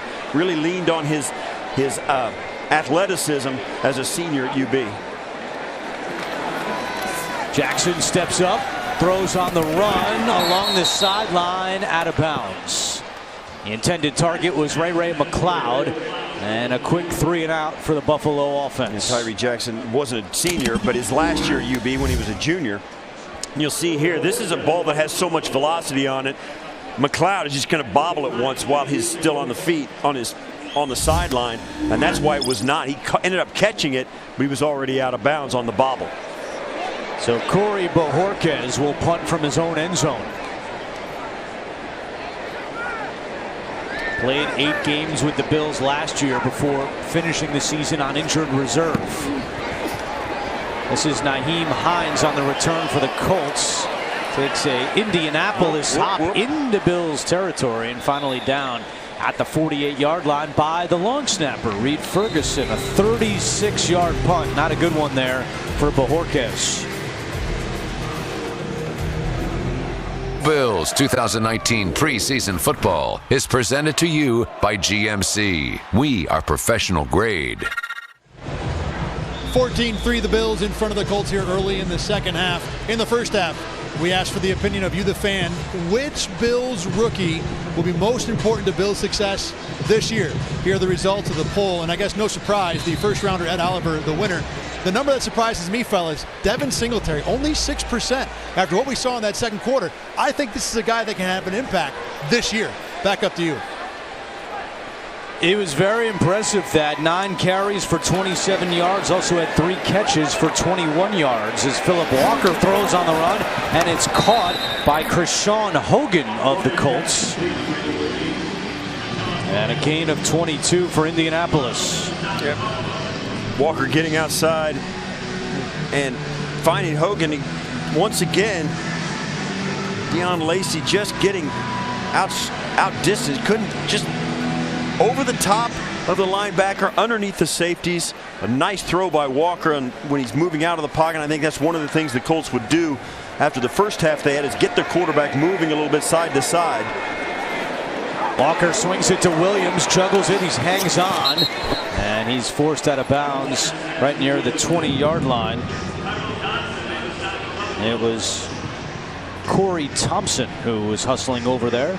A 7-yard pickup. A little more creative play calling here by the Colts in the second half, getting something going. They really struggled offensively in the first half. The only real success they had was right there in the 2-minute drill at the end of the first half, moving it down in a hurry-up offense. Gave them a chance for the field goal and their only points. It was actually Tyrell Dotson, the rookie, who made that last tackle. And not much doing here for the Colts on 2nd and 3. L.T. Walton in on the stop. You know, we've spoken about this defensive front for the Bills, and I talked about Jordan Phillips and how big a human being he was. Their first-round draft pick, Ed Oliver, not so big, 6'1", 285, 290. But then L.T. Walton, another mammoth of a human being. They are very big down inside when the Bills want to be. L.T. Walton, Jordan Phillips down there inside really gives them some size, along with Starlo Tulele. 3rd and 2 for the Colts. Williams taken down. A nice tackle by Denzel Rice, and that spot appears to be a little short. Just short. It'll be 4th and inches for Indianapolis. Denzel Rice, who is a member of the Bills practice squad for the final month of the season. So there's great job there by Rice, sliding in for his corner, holding his position, not giving the bounce out so they could make a bigger play out of it, and holding them just short. And you can bet this is going to be just a little bit of big guy pushing your big guy. Rice ended up playing 4 games with the Bills a year ago on 4th and inches. Williams up the gut, and the second effort, and he's got it. hit in the backfield, but was able to stay on his feet and move the sticks for Indianapolis. You said it. Second effort, Tyrell Dodson had a chance and then just didn't have the leverage as the running back as Williams just pushed his way through. You see there, Dodson couldn't get out, and sometimes a great block there by Gabe Holmes just kind of stayed in the way of the tackler, giving them a chance to convert the third down. Walker keeps it himself, trying to get to the outside. Good containment by the Bills. That was Eli Harold who was not fooled on the play by the quarterback Walker. This is a called run. I mean, it's an option play by the quarterback. He's got the option to make it happen. Decided to keep it himself, and I'm sure about a half second after he did, he regretted it.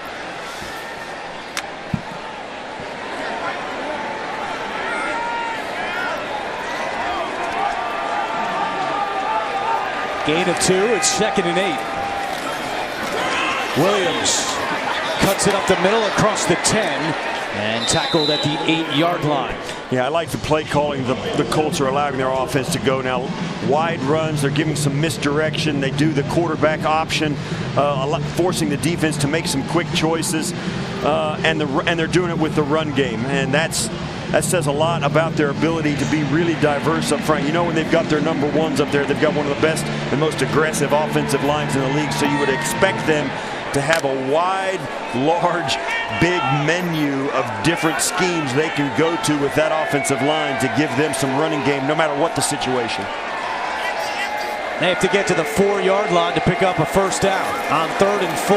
Walker, end zone, juggled, incomplete. Good coverage by Lafayette Pitts. Pitts did a nice job. He had his hands on it. Did Kane. He couldn't come down with it. Pitts punches it out just as Kane's going to get 2 feet down. Watches Pitts. He catches it, and then Pitts punches it away. Great pass defense there in the end zone. You see there, he just got his hands in between before Kane could really put the grips on it. That's a big play in the end zone by a corner. And the Colts again will go for it on 4th down. They're 1 out of 2 tonight. This is 4th and 4. Walker too high, incomplete. And the Bills force a turnover on downs. Buffalo defense continues to look good. They lead at 14-3 midway through the 3rd quarter. 14-3, Bills are in front. The Sean McDermott Show, presented by ECMC and Kaleida Health, returns for its 3rd season. Tune in to get analysis you won't hear anywhere else, straight from Buffalo's head coach. The Sean McDermott Show, hosted by Steve Tasker, will air at 11 o'clock a.m. every Sunday this season on MSG Western New York. The show will also be available in most markets across the state, very likely the station you are watching right now. Check your local listings. And on first down, Marcus Murphy with his first carry today, and a nice run for the 4th-year man out of Missouri. Very deep stables. We mentioned you've got LaShawn McCoy, who is about 1,000 yards away from being a serious Hall of Fame contender. Frank Gore is merely marking time until he's inducted. And then you've got guys like Marcus Murphy. You've got guys like Sonoris Perry, Devin Singletary, TJ Yeldon, and Christian Wade as well. A lot of guys looking to carry the football for the Buffalo Bills. Marcus Murphy hoping not to get lost in the shuffle. Yeah, he was propelled by a nice block from Butker on that previous 10-yard run, but not much doing on that play. Meanwhile, during that last commercial timeout on the big scoreboard here at New Era Field, they did this moment in Bills history, and yes, they showed the comeback game with Frank Reich at the helm in 1993 against the Houston Oilers. I had great seats for that game.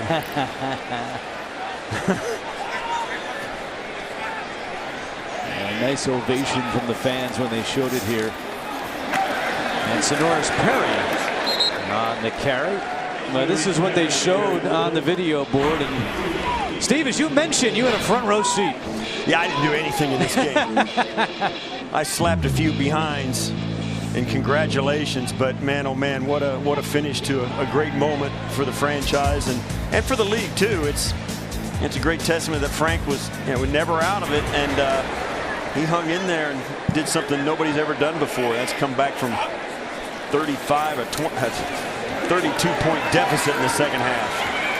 Jackson winds up deep to Foster, leaping. Yes, he's got it. Robert Foster with a diving catch.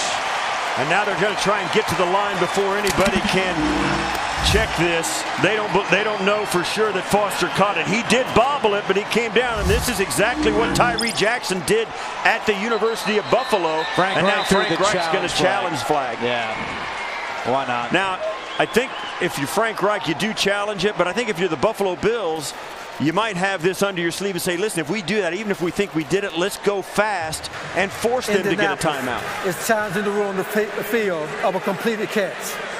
If it stands, it'll be a 38-yard pickup. Jackson to Foster. And we'll take a timeout. When we come back, we'll have the verdict. Did Robert Foster make that catch? Bills lead it 14-3.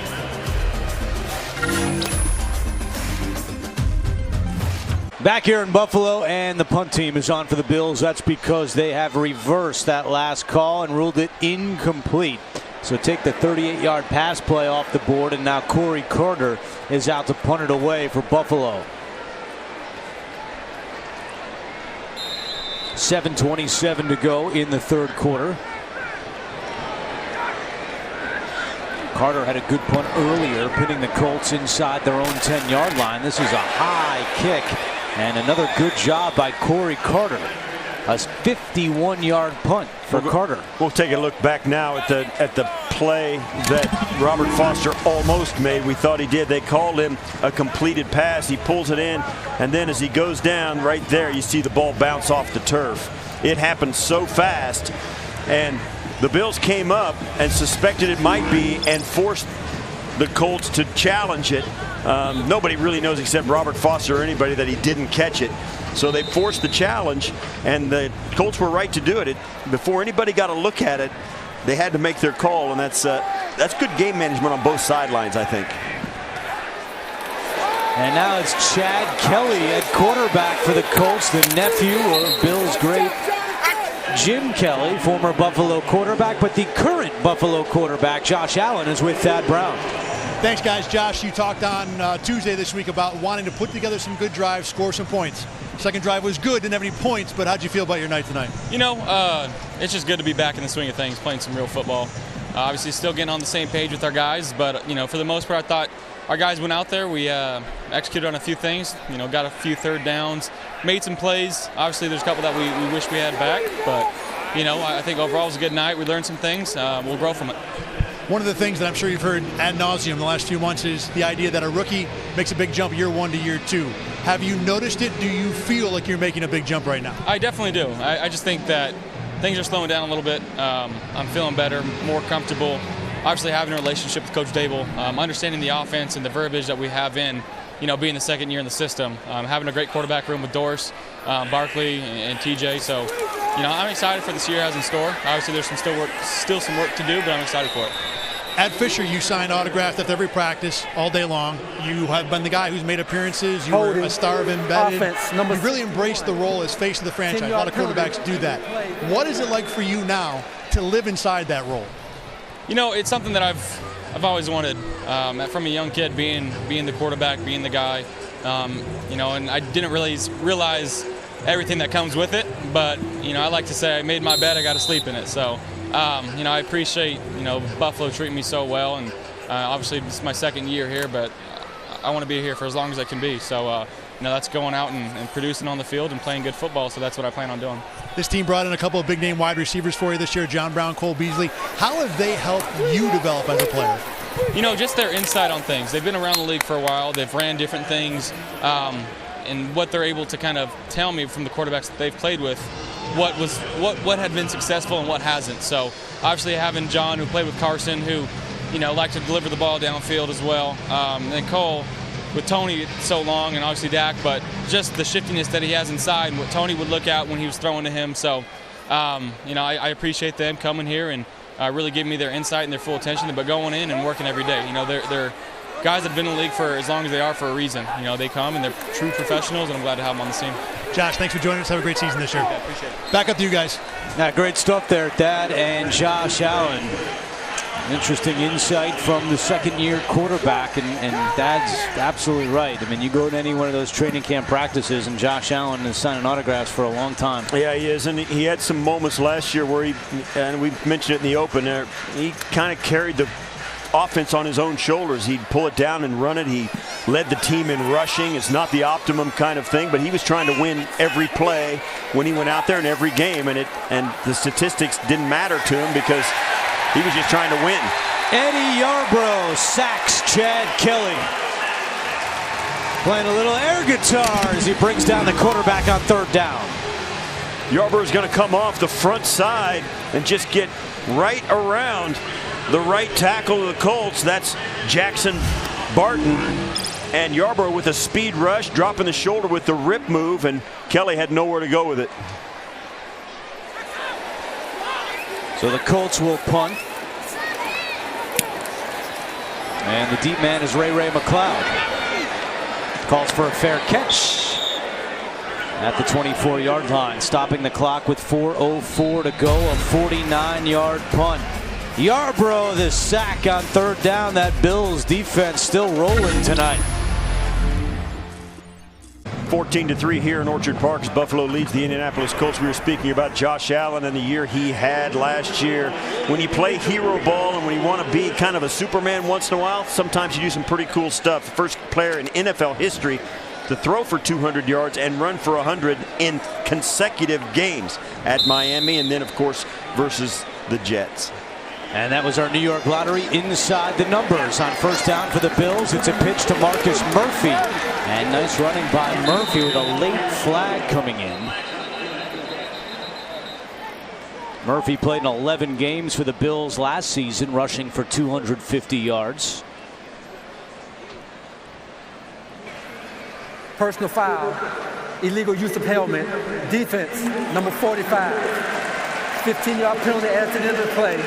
Automatic first down. Well, there's a helmet rule. Yep. Going on EJ speed. You don't see him very often. And right there it is coming in. And I think that's a pretty good call. Lowered, helmet to helmet, lowered it. Initiated contact with the helmet. So that brings the football all the way out to the Buffalo 46-yard line. Tyree Jackson has started 0 for 3 since entering this half. Hands it off to Murphy again, and Murphy gets a couple. Murphy was college teammates at Missouri with Mitch Morse, and now reunited together in Buffalo. Mitch Morse in concussion protocol during training camp. The center, free agent center, brought over from the Kansas City Chiefs.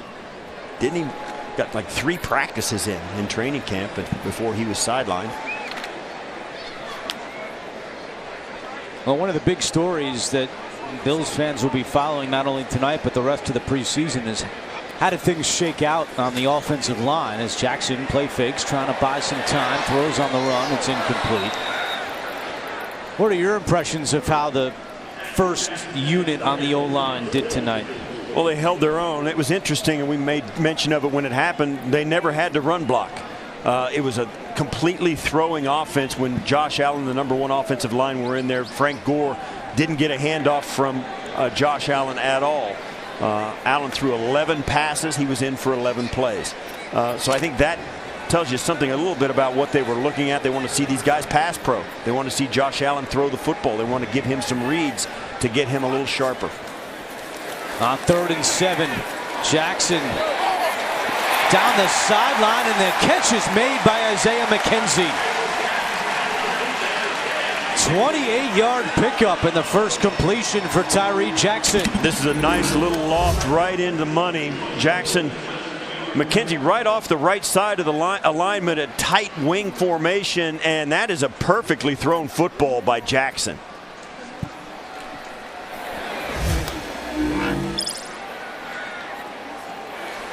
Native of Norton Shores, Michigan, Tyree Jackson looking to throw again, takes a big hit, and it's incomplete. He was crunched by Sky Moore, and now a flag is down in the secondary.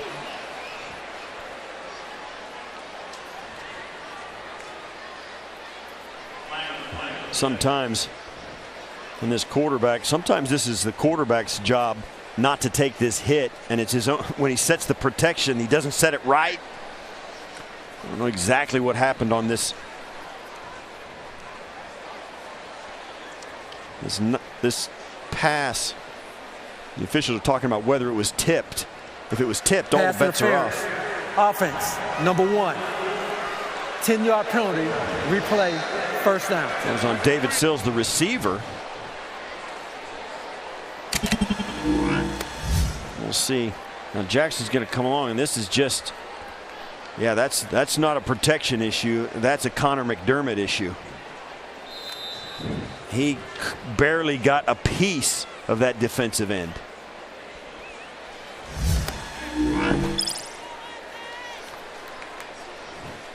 It's hard to play left tackle when you're chasing defensive ends towards the quarterback. Yeah, that was not pretty. Tack on the penalty on Sills, and it's 1st and 20. And now Sean McDermott, I think he's challenging pass interference. Is challenging that the ball was tipped by another player prior to the pass interference. Challenging the tip. That's not the same thing. Correct. Sean McDermott said he was going to experiment, as Thad reported earlier, with some different things in the preseason in terms of challenges.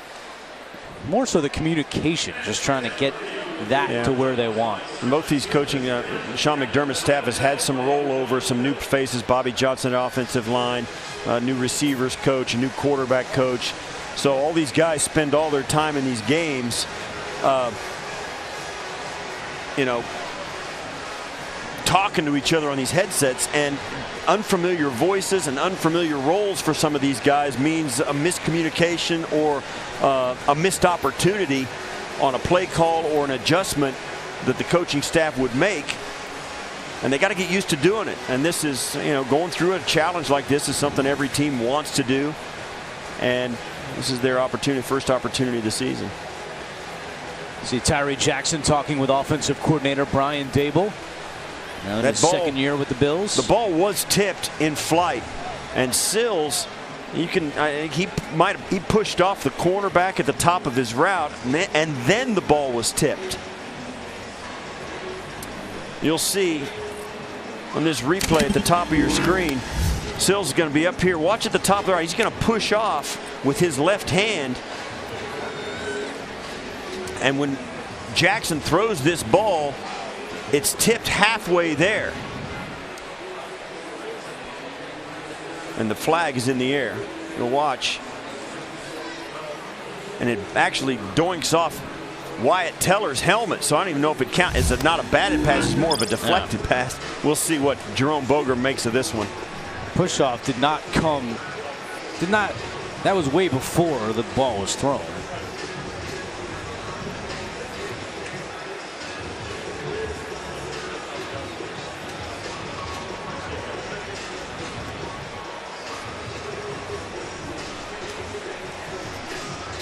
Taking a while not with the this fastest review. No.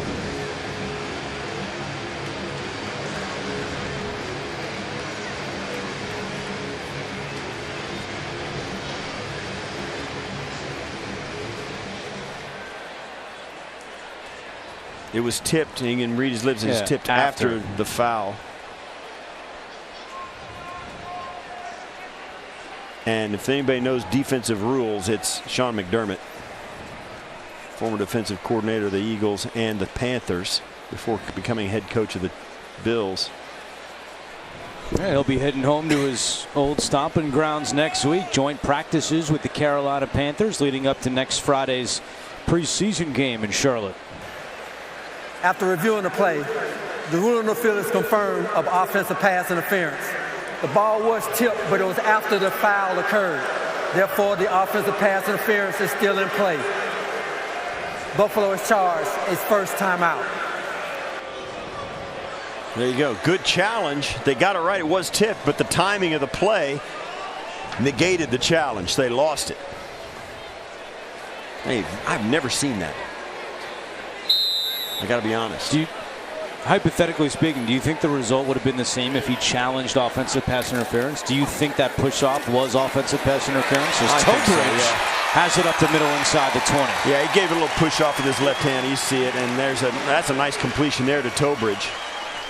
Yeah, I think it was pass interference on Sills. 26-yard pickup for Keith Tobridge, who was on the Buffalo practice squad last year. And then at the beginning of this year, he played in the AAF for Atlanta. That league failed. Tobridge signed with the Titans. He was cut and then claimed off waivers. Jackson in trouble, and Jackson is dropped. And that is Carroll Phillips again. He's having a nice night for the Colts defensively. Yeah, and this is a little bit of a jailbreak. And the Colts have been really disciplined on the backside of these plays. And you watch, it's going to be a bootleg, and they just don't fall for it. The Colts are extremely disciplined on the backside.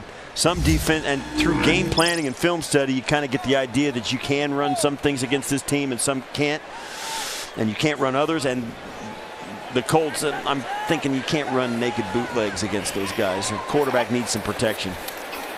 2nd and 17. Jackson slips a little bit, gets back on his feet, and takes the ball out to the 20-yard line as we approach 1 minute to play in the third quarter.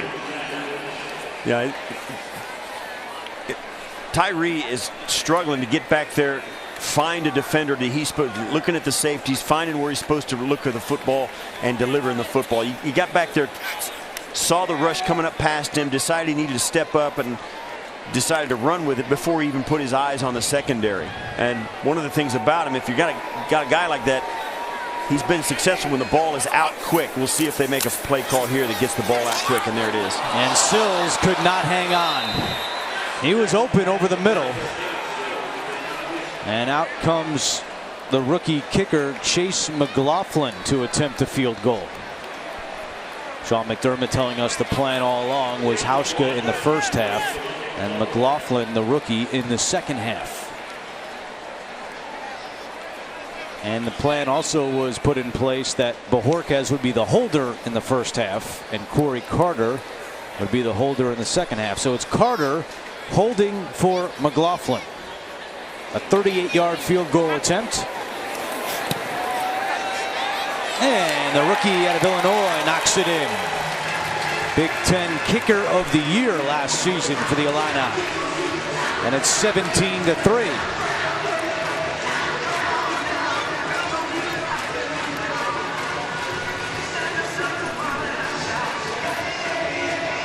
Well, you can come experience all the excitement at New Era Field from the comfort and privacy of your own suite. Buffalo Bills single game suites are now available. For more information, contact the Bills at 716-312-8918. Nice drive by the Bills offense. I think he got some plays from some guys you didn't know. Tobridge on the nice slant route getting up inside. Tyree Jackson missing the play to Robert Foster. But Tyree Jackson getting him down, getting him into scoring position. A couple of nice things. Tyree Jackson is still in the point where they've either got to throw a quick pass to get it out of his hands. He's really struggling to look down the field and decipher what the defense is doing against him. But it's a young player who's got a long way to go, but is still making strides. 9-play, 55-yard drive. Good kick by McLaughlin, and that'll be a touchback. With 30 seconds to play in the third quarter. And you know, one of the things we talked about right off the beginning of the broadcast is the added talent on the roster, and along with that, the Bills have a lot more depth than they had maybe last year. So in a situation like this late in the second half when it's all the 2s and 3s, there's a lot to play for because there's a great fight to be the backup to some of these starters, especially on defense. When you look in that secondary, there's a number of players that could make this team from the secondary. So these are important snaps here in the second half. It's Chad Kelly looking to throw on first down, has all day and doesn't get rid of it. Now throws it away as Deion Lacey was dragging him down, and that could be grounding. I don't know. It might.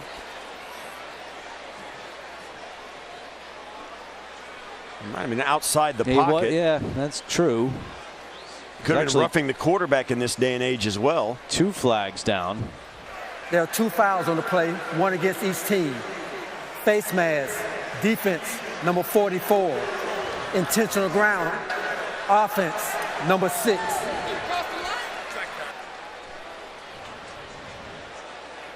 Hang on a minute. Now we'll see. Now the penalty of the face mask is going to come on the tackle.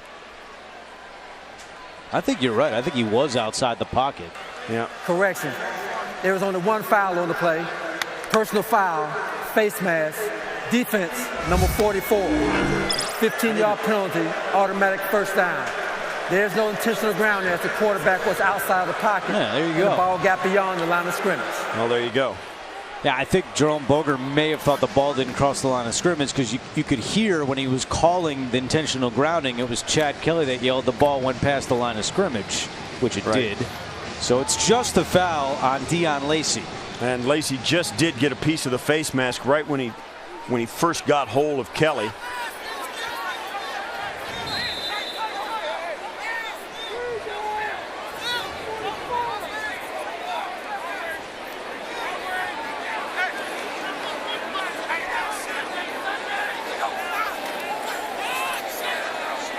Colts keeping this one on the ground. And a big hit out of bounds by Jaquan Johnson, the rookie 6th-round pick from Miami, who has had a nice little training camp for Buffalo. Yeah, and he's getting an opportunity to come up and run support, and that's what young players love to do. They may not know all the checks and all the adjustments, but when they get a chance to run to the football and make a play, a lot of young players know exactly what to do. Johnson coming in and laying it in there. Still, though, a nice run by the Colts for a 7-yard gain. And that takes us to the end of the third quarter. With the Buffalo defense still keeping the Colts out of the end zone. Through 3, Bills 17, Colts 3. We're coming back to New Era Field in a moment. Back at New Era Field, the 4th quarter about to begin. The Bills holding a 17-3 lead. E.J. Gaines, one of the free agent signees, is not playing tonight. He's going to be out a few weeks with a groin injury. And Sean McDermott said earlier this week, it's opening the door to a lot of other players to have an opportunity tonight, like Lafayette Pitts, who made a couple plays early in the game, and guys who are on the field now, Ryan Lewis, Denzel Rice. Like you guys said, fellas, this is the spot where players can win jobs. Back up to you. All right, Dad, thank you very much. Start of the 4th quarter. Chad Kelly running, chased from behind by Tyrell Dodson, and Kelly still going inside the 35-yard line. I don't think he learned that from his uncle. Nope. He just surpassed his Hall of Fame uncle in rushing yards for career. Chad Kelly is a good athlete. He's been a good athlete ever since he was a high school kid here in Buffalo. He's got a live arm. He's got an NFL arm. He's a good athlete. He's got to keep it on the football field for him to advance his career, but he has got some ability. And the Colts running this one, and Dion Lacey makes a tackle for the Bills. You know, Chad, people here in Buffalo are familiar with obviously the Kelly family with Jim. Chad going here to St. Joe's. Here in Buffalo, had a really nice career at St. Joe, albeit short. This game here is a championship game played here in this stadium against St. Francis High School. I had one of my kids in this game as well, playing for the other team, obviously. But Chad Kelly, a long history here. This is, I guess he'd call this his hometown, and was released by the Denver Broncos after an incident off the field and trying to keep it together. It's a testament to Chad Kelly's ability that he is in the National Football League and standing on the sidelines or in this game with the Indianapolis Colts. Despite the problems and ups and downs he's had, when it comes to football, he works extremely hard and he's got some ability. But it's been a roller coaster off the field for him. No question. And a lot of people thought he might not get another chance. And Frank Reich admitted that his relationship with Jim Kelly helped Chad get this opportunity. And a false start against the Colts.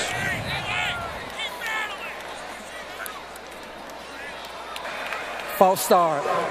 Offense, number 71. 5-yard penalty. Still second down. Bills still on the field. Kyle Pecco still in at defensive tackle. Harrison Phillips in at defensive tackle. Correction, it's number 66.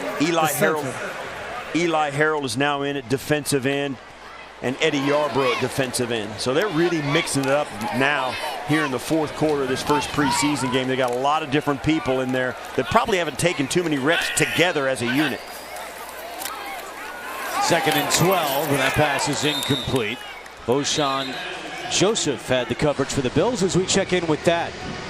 Kyle Pecco reported at Bills training camp one day late because his wife Juliana has stage 3 Hodgkin's lymphoma. But she told him she wanted him to report. They have 2 kids, and even though he would be away from their family while she was going through this disease, she said she wouldn't have it any other way. The Bills have welcomed Pecco with open arms, and he has been extremely complimentary of what the organization has done for he and his family while his wife battles this disease. Guys, back up to you. Yeah, the support from not only the Bills but the community has been very impressive and not surprising for Pecco as that pass is incomplete. And that makes the Colts now 1 for 11 on 3rd downs tonight. Now this Buffalo Bills defense you see there, Pecco in the game. And this is the fourth quarter, and as I feel for him in the fourth quarter of a preseason game, I did my share of that as a young player in this league.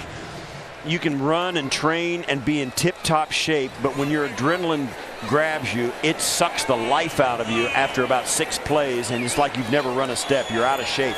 It's amazing what it can do, and these guys trying to get it done. Cole Hedlund from 44 yards away, and he's got his 2nd field goal of the night.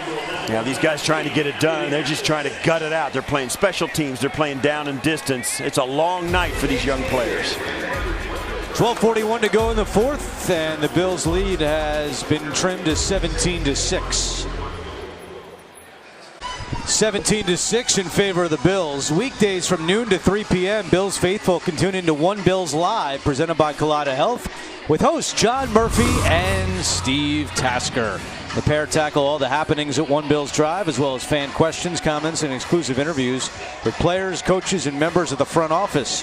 One Bills Live, weekdays noon to 3 p.m. on MSG Western New York and WGR 550. And thank you for coming on the show. Well, that was a tough get. That was one of the exclusive interviews. We put serious pressure on our producer to make that connection, and he came through for us big time. We're so happy. Great to be at St. John Fisher with you yesterday as Bolden is on the return, and Bolden is upended across the 20. Now, Micah Hyde did not play tonight. A neck injury Bills just wanted to be careful about. Doesn't appear to be anything too serious, and the Bills' safety is with Thad Brown.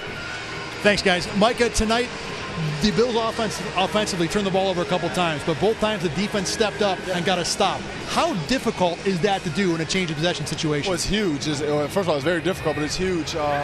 If the offense gives the ball away, we got to go back there and try to make a stop. And Coach preaches about that all day, and fortunate enough we were able to do that today.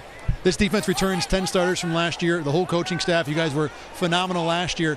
That kind of continuity, what kind of an advantage does it give you this year? It gives us a little experience, but at the end of the day, we got to continue to work each and every day.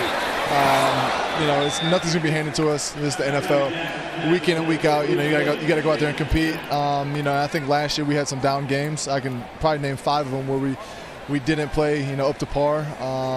And so that's where we got to pick it up. We can't have games that we just go out and lay an egg. We got to be able to compete week in and week out. You personally are in a pretty good spot. New house in San Diego. You got a best friend you play next to in the secondary there. You're in a system you're very comfortable with.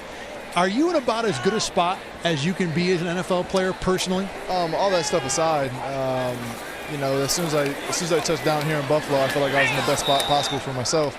It was a place that, with the best fans in the world, the coaching staff, Sean, someone that really wanted me to be here. And I felt that as soon as I stepped foot here in Buffalo. And, my wife and I, we love it, and we can't say enough about this city. I know I'm one of the tens of thousands of Bills embedded viewers who want to know. You came correct in the man purse, right? Have you admitted that was a man purse that you own? No, man, it's a travel bag. Come on, it's a man purse. It's a travel bag. I only wear it when I travel, so that means something. It has my passports and my boarding pass and all that stuff in it right now. So it's a travel bag to me, baby. Did you at least get the pool table? No.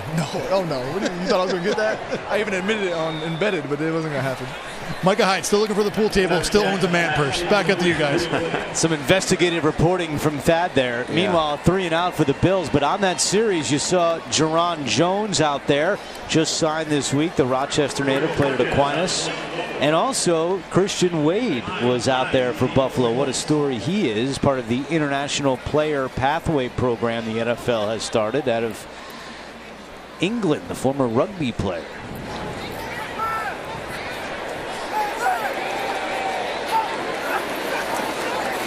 It's Bojorquez's turn to punt, and it has not been a good night for Corey Bojorquez. If you're just going one-on-one tonight in this punter battle, you got to give the edge to Corey Carter.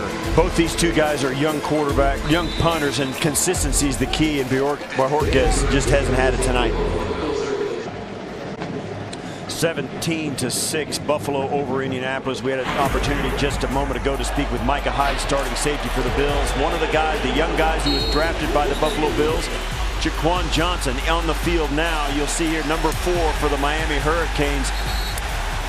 Pretty good run stopper, great athlete. He's going to get a chance now to come out and show the old safeties who are sitting there on the sidelines watching him how well he has learned from them in a short time he's been in training camp. He's also had quite a mentor in Ed Reed, another former Miami safety. Those two have fostered a strong friendship. Kelly has all day and throws incomplete. Finally, it was Yarborough crashing down on Kelly. But Ed Reed, the advice, the one thing more than anything that Jaquan Johnson said he took away from getting to know Ed Reed was Ed Reed told him to take good notes in the meetings, which is not something you would think that would be a big lesson that Jaquan Johnson would take away, but that's what he said, and he's been impressive so far. Yeah, you're a Hall of Fame safety because of what you are from the neck up. Ed Reed was clairvoyant in his ability to study tape and be committed to preparing to play well, and he exploited that so well as a player, and he's in the Hall of Fame because of it. Screen pass is blown up. Pecco was in there along with Voshan Joseph. And getting back to Jaquan Johnson and his mentor Ed Reed, yeah, there are a lot of great players in the National Football League who are in the Hall of Fame, guys that I played with here in Buffalo and also all around the league. We saw them be inducted when Tony Gonzalez, Ed Reed, and Champ Bailey. They're few and far between guys who affect current day players like Ed Reed. When Ed Reed walks into a room with NFL players in a current and former, he's one of the guys people stop and listen to and want to go up and say hello to. And Jaquan Johnson is a guy who's very lucky to have him as a strong acquaintance and a mentor in his life. Denzel Rice made that last tackle for the Bills as we approach 11 minutes to go in the fourth quarter. It's 4th down and 1. And again, Frank Reich keeping the offense on the field. And they'll hand it off. Ware up the middle. He has the first down. And there is Johnson to make the tackle. I do like Frank Reich going for it on 4th down a lot tonight. I think it's the right move in the preseason. I think it gives your offense a sense of urgency in that moment, and it puts some pressure on some young players in a critical situation to come through. And you don't give them any warning. You don't tell them when it's going to happen, but you go for it on 4th down, particularly a 4th and 1. And I think it's a great tactic here in the preseason by a good head coach. Kelly just got pounded by Harrison Phillips. Harrison Phillips just lit up Chad Kelly. He had a free run at the end of this play. Chad Kelly not afraid to hang on to the football. Yeah, you get hit from behind, you get hit in the front, knocks you into the guy from behind. These guys get up from him, but I'm telling you, that hurts. I have vivid memories of taking shots like that, not from the pocket, but out and down in distance, and man, it just hurts. Kelly keeps it himself. Kelly inside the 10, and he takes it in for the touchdown. A 33-yard touchdown run for Chad Kelly.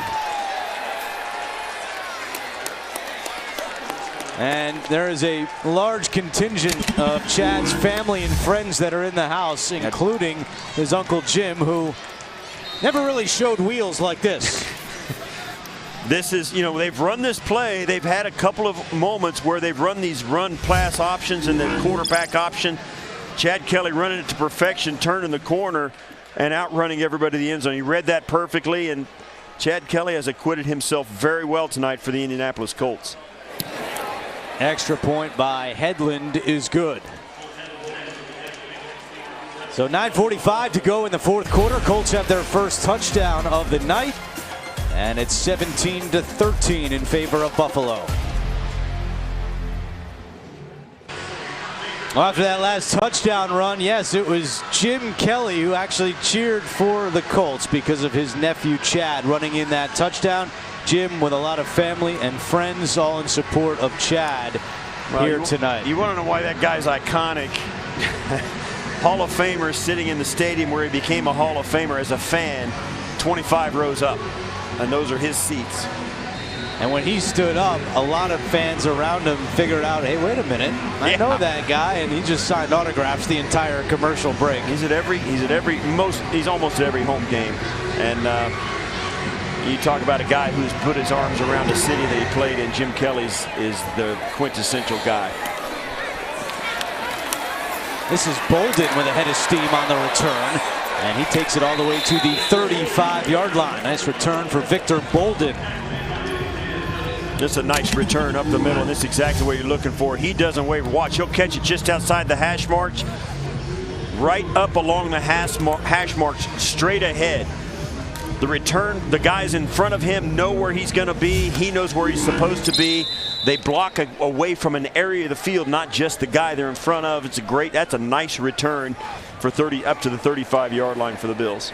Christian Wade is the running back, and he gets the carry here for the Bills. And look at Wade go! All the way from England to the house! Touchdown, Buffalo! Unbelievable! And look at the Bills sideline. They are going crazy for their friend from England. Christian Wade took the handoff, put his foot in the ground, and took it to the house. He gives the football to Matt Barkley. He'll take that one back to England. Congratulations to Christian Wade. It's a nice little counter, nice cut, and he shows the ability that made him an international rugby superstar. A 65-yard touchdown run. The Bills are going wild on the sideline for Christian Wade, part of the International Player Pathway Program. A professional rugby player, retired last year to focus on trying to make it in the NFL. Moved to Florida to work out at the IMG Academy. Sean McDermott told us, it'd be pretty neat if Wade got a couple carries late in this game. Well, how neat is a 65-yard touchdown run? Here's some of his rugby highlights. I've said this as well. I played a little bit of rugby in college, nothing like Christian Wade, but this sport of rugby cultivates the perfect instincts to play in the National Football League with the ball in your hand. It promotes your ability to play in space, keep track of where your opponents are and where your teammates are. His instincts came shining through on a 65-yard touchdown run. He took the handoff, put his foot in the ground, and outran the defense. Totally instinctive player. He's got the ability to play this football game, and if he can learn the techniques and the nuances of a completely different sport that has the same instinctual demands, Christian Wade could play in the National Football League. He's listed at 5'9", 196 pounds. And Steve, obviously, I'm not comparing it to this moment, but when Kyle Williams scored that touchdown in Miami, the Bills sideline had a similar reaction to what we just saw for Christian Wade. I've been there where you've got guys who are really tremendous teammates who have really embraced, and and when you see something good happen to them, that is a testament to the culture that Sean McDermott has built here in Buffalo. Sean McDermott herding them off the field like a sheepdog, and it is you can say what you want about how boring and no fun and mediocre the preseason is, it's moments like that that really make it worth it for a lot of players and their families around the NFL. 24-13 in favor of the Bills with 9:20 to go. Kelly checks down to Ware. There's a flag down. And this is going to be a hold against the Colts. Holding. Offense, number 79. 10-yard penalty. Replay first down. I'll tell you that you watch this Colt offense here late in this football game. The first thing you notice about Chad Kelly, he's doing that some of the other quarterbacks in this game have not done. He stands tall in the pocket and does not have happy feet at all. When his shoulders turn, that's when his feet turn. He keeps his eyes down the field. He doesn't look at the rush. And he has been as effective as any Indianapolis quarterback tonight.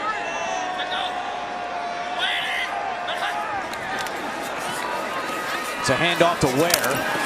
And Dotson with the tackle. Tyrell Dotson, the undrafted rookie out of Texas A&M.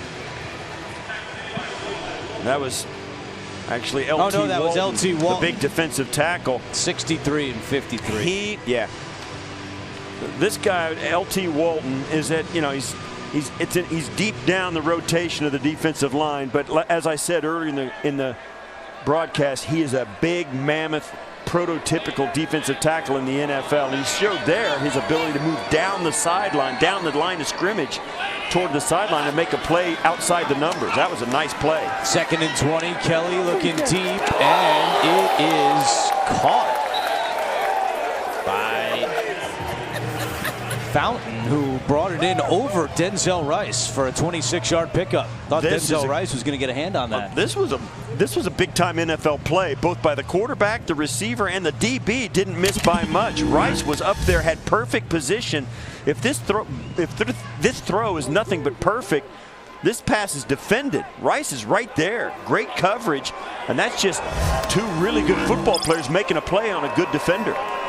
Kelly again looking deep, and it's incomplete. Denzel Rice had the coverage. Denzel Wright getting up. Grabbed around his arm.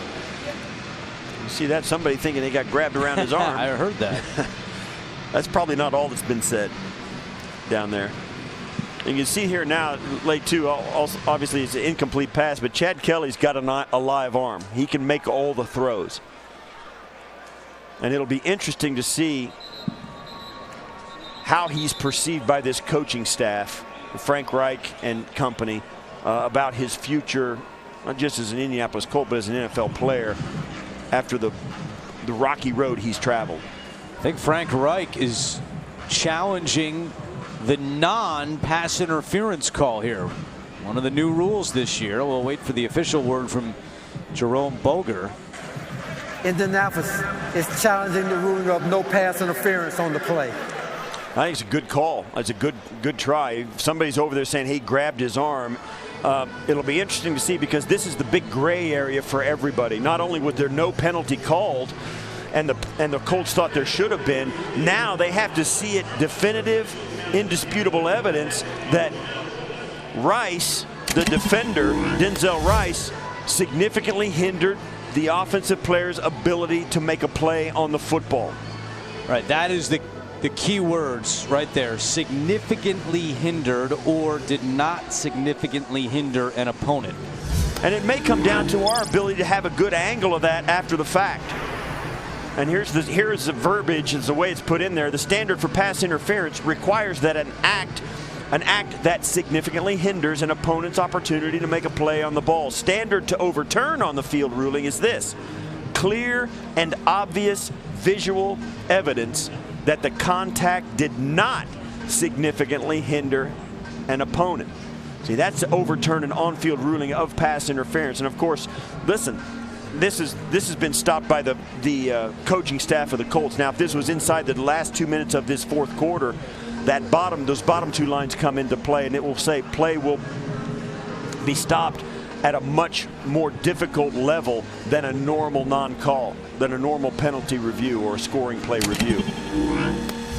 And this is truly a feeling out process for coaches and for the officials, the replay command center in New York. This is uncharted territory, and I think we're all going to learn what does the word hinder mean. Right.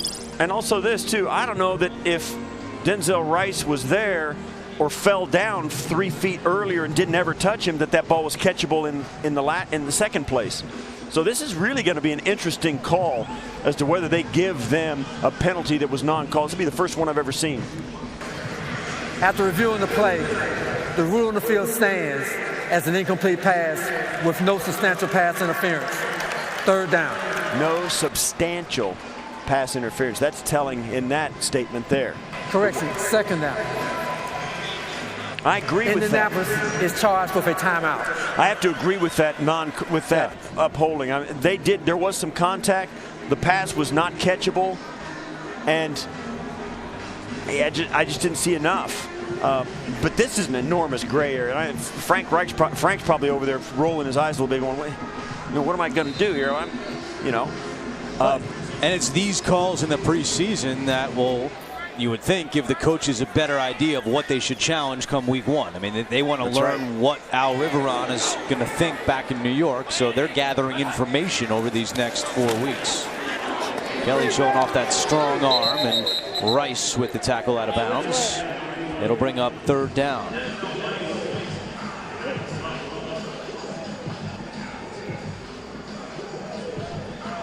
The Colts kind of tapping their toes in their preparation for their season opener, wondering about the status of their starting quarterback, Andrew Luck. Watching Jacoby Brissett, Walker, and now Kelly take snaps here in the preseason, certainly finding out about those guys, but really wanting to get razor sharp with their starting quarterback, Andrew Luck. Kelly again off to the races, takes a hit at midfield. That time it was Tyrell Dotson with the hit. But it's enough for a first. Now, he's been effective, there's no question about it. This is a nice heads-up play. Nobody's open. He kind of weaves his way through, keeps the ball ready to throw, but there was no way he was going to do it at that point. There was just too much traffic around him, and he puts his down. His tough, hard-nosed first down run. Harrison Phillips, Eddie Yarbrough in on that tackle. And Walton again in the mix for the Buffalo Bills on defense. Sean McDermott telling us yesterday that I think he's most happy about for the defense so far this summer is the communication. He's been very pleased with the way everyone's talking, and of course with the starters that all begins with Tremaine Edmonds, who is the quarterback of that defense, if you will. Tremaine Edmonds took a huge leap forward in the second half of last year. In fact, it was so pronounced he was the Defensive Rookie of the Month for December in the National Football League. He really spread his wings and began to take control of the defense.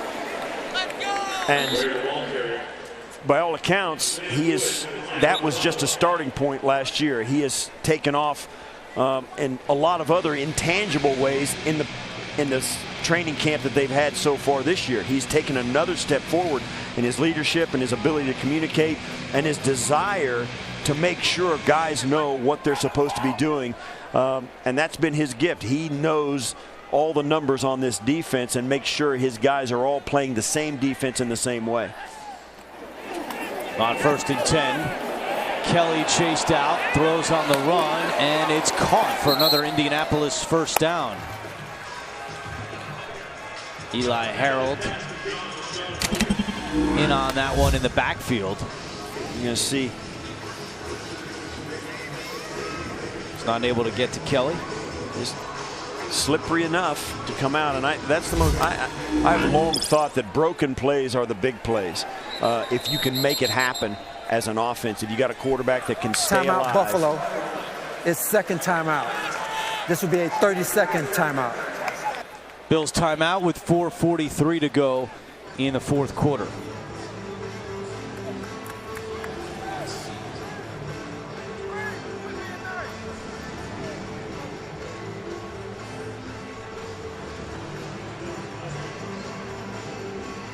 The Bills home opener is on September 22nd at New Era Field. Be there as the Bills take on the Bengals. And kick off their 60th season at home. Tickets are available now at buffalobills.com/tickets. Just one more point on Tremaine Edmunds. I thought it was really interesting what Sean McDermott said, because Lorenzo Alexander is 36 years old. He's certainly one of the leaders on that defense for this entire team. We know how great he is in the community and whatnot, but McDermott said that he noticed Alexander took a little step back to allow Tremaine Edmunds to have more control of the room. And that's a little nuanced move, but I think it's well calculated by Lorenzo Alexander and Sean McDermott to give the second-year linebacker a little more space. And to Edmunds' credit, he's taken advantage of that. Yeah, and I think Edmunds' recognition that it was happening and it was his responsibility to do it says a lot about the young player as well. And that was Voshon Joseph, the 5th-round pick out of Florida, crashing through the line. And that was a perfectly filled play by the linebacker. He's going to, right there, see how he, bang, that's his gap, and he filled it. Thought he might turn and break to the outside with the running back, but when the back put his foot in the ground, Joseph was there waiting on him. 2nd down and 10. Kelly over the middle, incomplete. And a late flag comes in. Jaquan Johnson came up quickly, but there might have been a little too much contact there. There was no foul on the play. The collision was by 2 teammates. 3rd down. Well, we'll get a look at it, and it did look like it was a train wreck, narrowly averted. I think it was Johnson. He tried to fit it in. It's a pretty good throw by Kelly, and that was, Abraham Wallace. Yeah, that's a no call there. And I can see why they might have thought it happened. Yeah, that's a no call.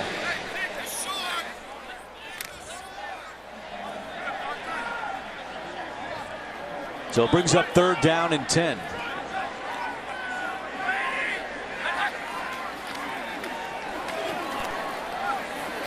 Kelly wide open at the 5-yard line. That is Hale Hentage of Alabama, and it's 1st and goal for the Colts. And Hentage just couldn't put the brakes on fast enough to keep himself gathered up, or he would have been in the end zone. This is a great throw, great read by Kelly. Sees this corner, follow the route inside, and Hentage just can't get himself gathered in to get to the pylon. 16-yard pickup, 1st and goal. Kelly keeps it himself, and this time Jaquan Johnson is able to bring down Chad Kelly. Johnson has played a lot here in the 2nd half and has showed up on a number of plays. Yeah, there's the quarterback option where he can keep it if he so desires. It's worked on a long touchdown run by Kelly already. And this time, finally, the Bills are starting to look for that play.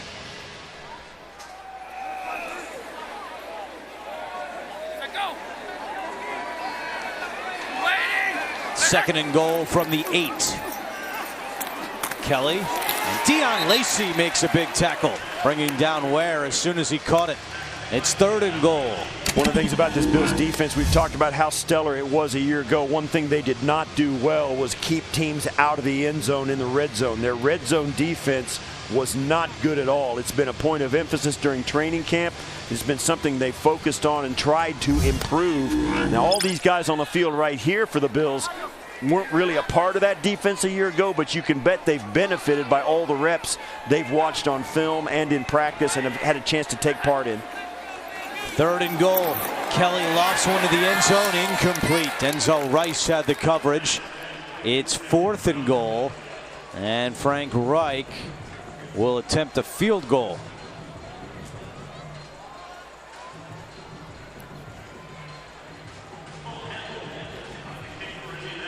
That would make it a 1-possession game with the 2-point conversion. Yeah, you're going to have to score twice, a touchdown, an extra point, and a field goal to win the game anyway. So you may as well take the field goal here. 2.5 minutes to go, 2:47, almost 3 minutes to go. This is the right play by Frank Reich. I think it's the right play in the regular season, but you tend to see a lot of coaches in the preseason try to avoid anything to do with overtime. Well, they'd still have a touchdown, extra point, 2-point conversion. Plenty of time to bail out on the overtime between now and then. But you want to do the right thing leading up to the final time when you take a knee and a 2-point conversion. I'm not opposed to overtime. I'm just saying most coaches are in the preseason. Listen, I would take a knee on the 2-point conversion to win or before I would tie it. You know, I would. But yeah, it's the right move. It's a field goal. Gives you a chance for a one-possession game for the Colts. It'll be interesting to see if they want to try the onside kick here with 2:43 on the clock. It's a little early.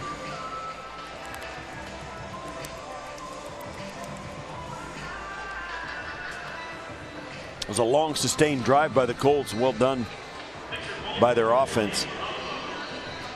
I think the Colts have to be happy with what they've seen from Chad Kelly. I think so as well.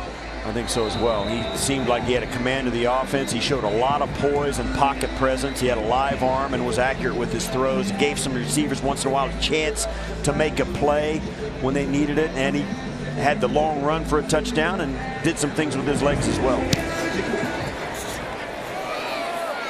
And that goes into the end zone for a touchback with 2:43 to play. Well, our Geico spotlight tonight has to go to Christian Wade, the former rugby player, getting a chance with the Bills and a 65-yard sprint to the end zone. That just makes me, that's got to feel so good. The Christian Wade, a guy who's at the bottom of the depth chart for the running back, still trying to learn the nuances of the game. The club gets a free spot on their roster. They can have 11 guys on their roster, practice squad, if he's one of them, if he's the 11th guy. And it's great to see him get that opportunity. Jackson running here and goes down inbounds. Interesting night with that running back dynamic for the Bills. Gore started. McCoy did not play, although Sean McDermott said he was happy with both Gore and McCoy to this point. Devin Singletary, I thought, looked very good. TJ Yeldon, big fumble and didn't return to the game.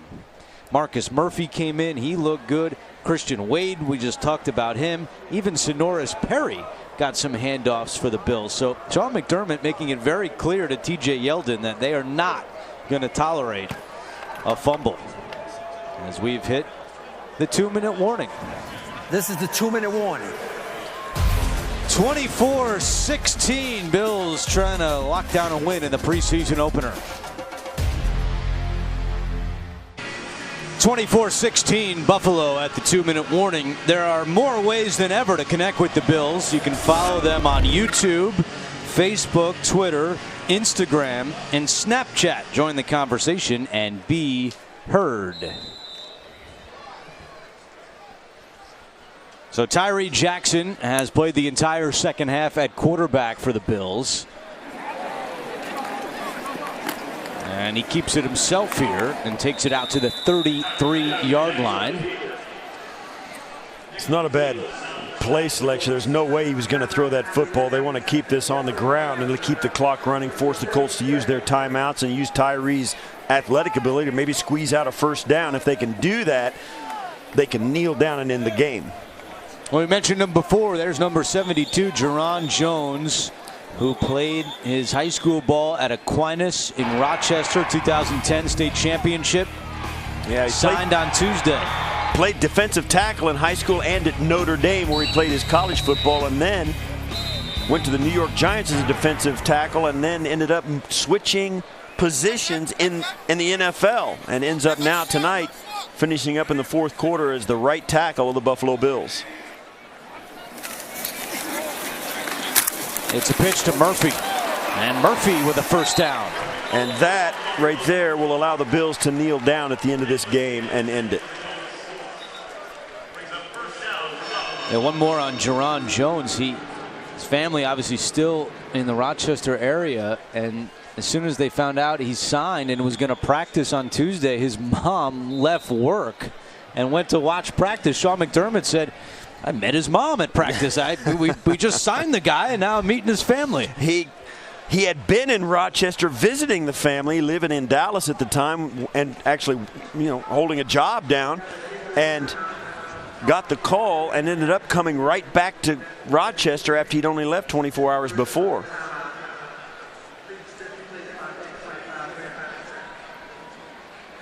Colts did call timeout, and there's also an injured Colt down on the field. And slow to get up is Jalen Collins.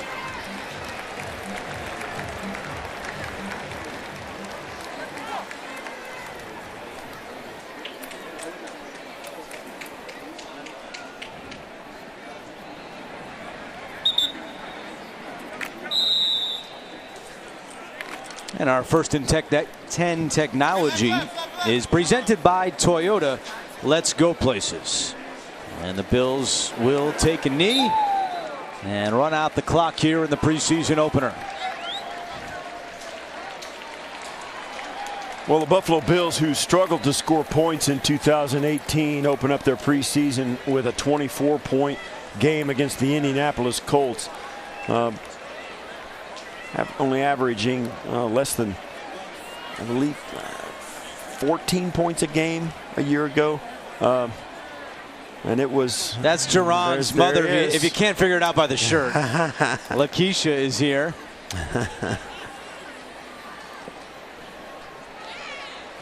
So Tyree Jackson finished 2 for 10 for 45 yards. Did get an opportunity here, and you figure that Jackson will get a lot more chances here in the next 3 weeks because they're not going to run Josh Allen out there too much, other than maybe the third game. And Matt Barkley, they need to protect him as the backup.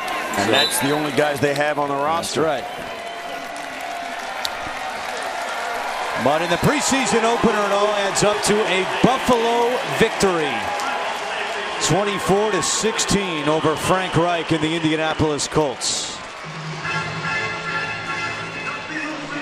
Bills will be on the road the next 2 weeks for the preseason. At Carolina next Friday, then at Detroit on the 23rd, and then the final preseason home game. This is the end of the game. Here on the 29th against the Vikings. A good game by the Buffalo Bills, but it was a little bit of a roller coaster. It wasn't all great for the Buffalo Bills. They had some moments where it was awesome. The Christian Wade touchdown is going to be the highlight you're going to see a lot on television as you go look back at this game. But their defense at all three levels, and the ones, the twos, and the threes all played extremely well at times. A little bit more inconsistent with the fourth quarter when they started spreading it out a little bit. But still, a pretty good night for the Buffalo Bills. More to come here from New Era Field as the Bills capture the preseason opener over the Colts. 24-16 the final. We're back to Buffalo right after this.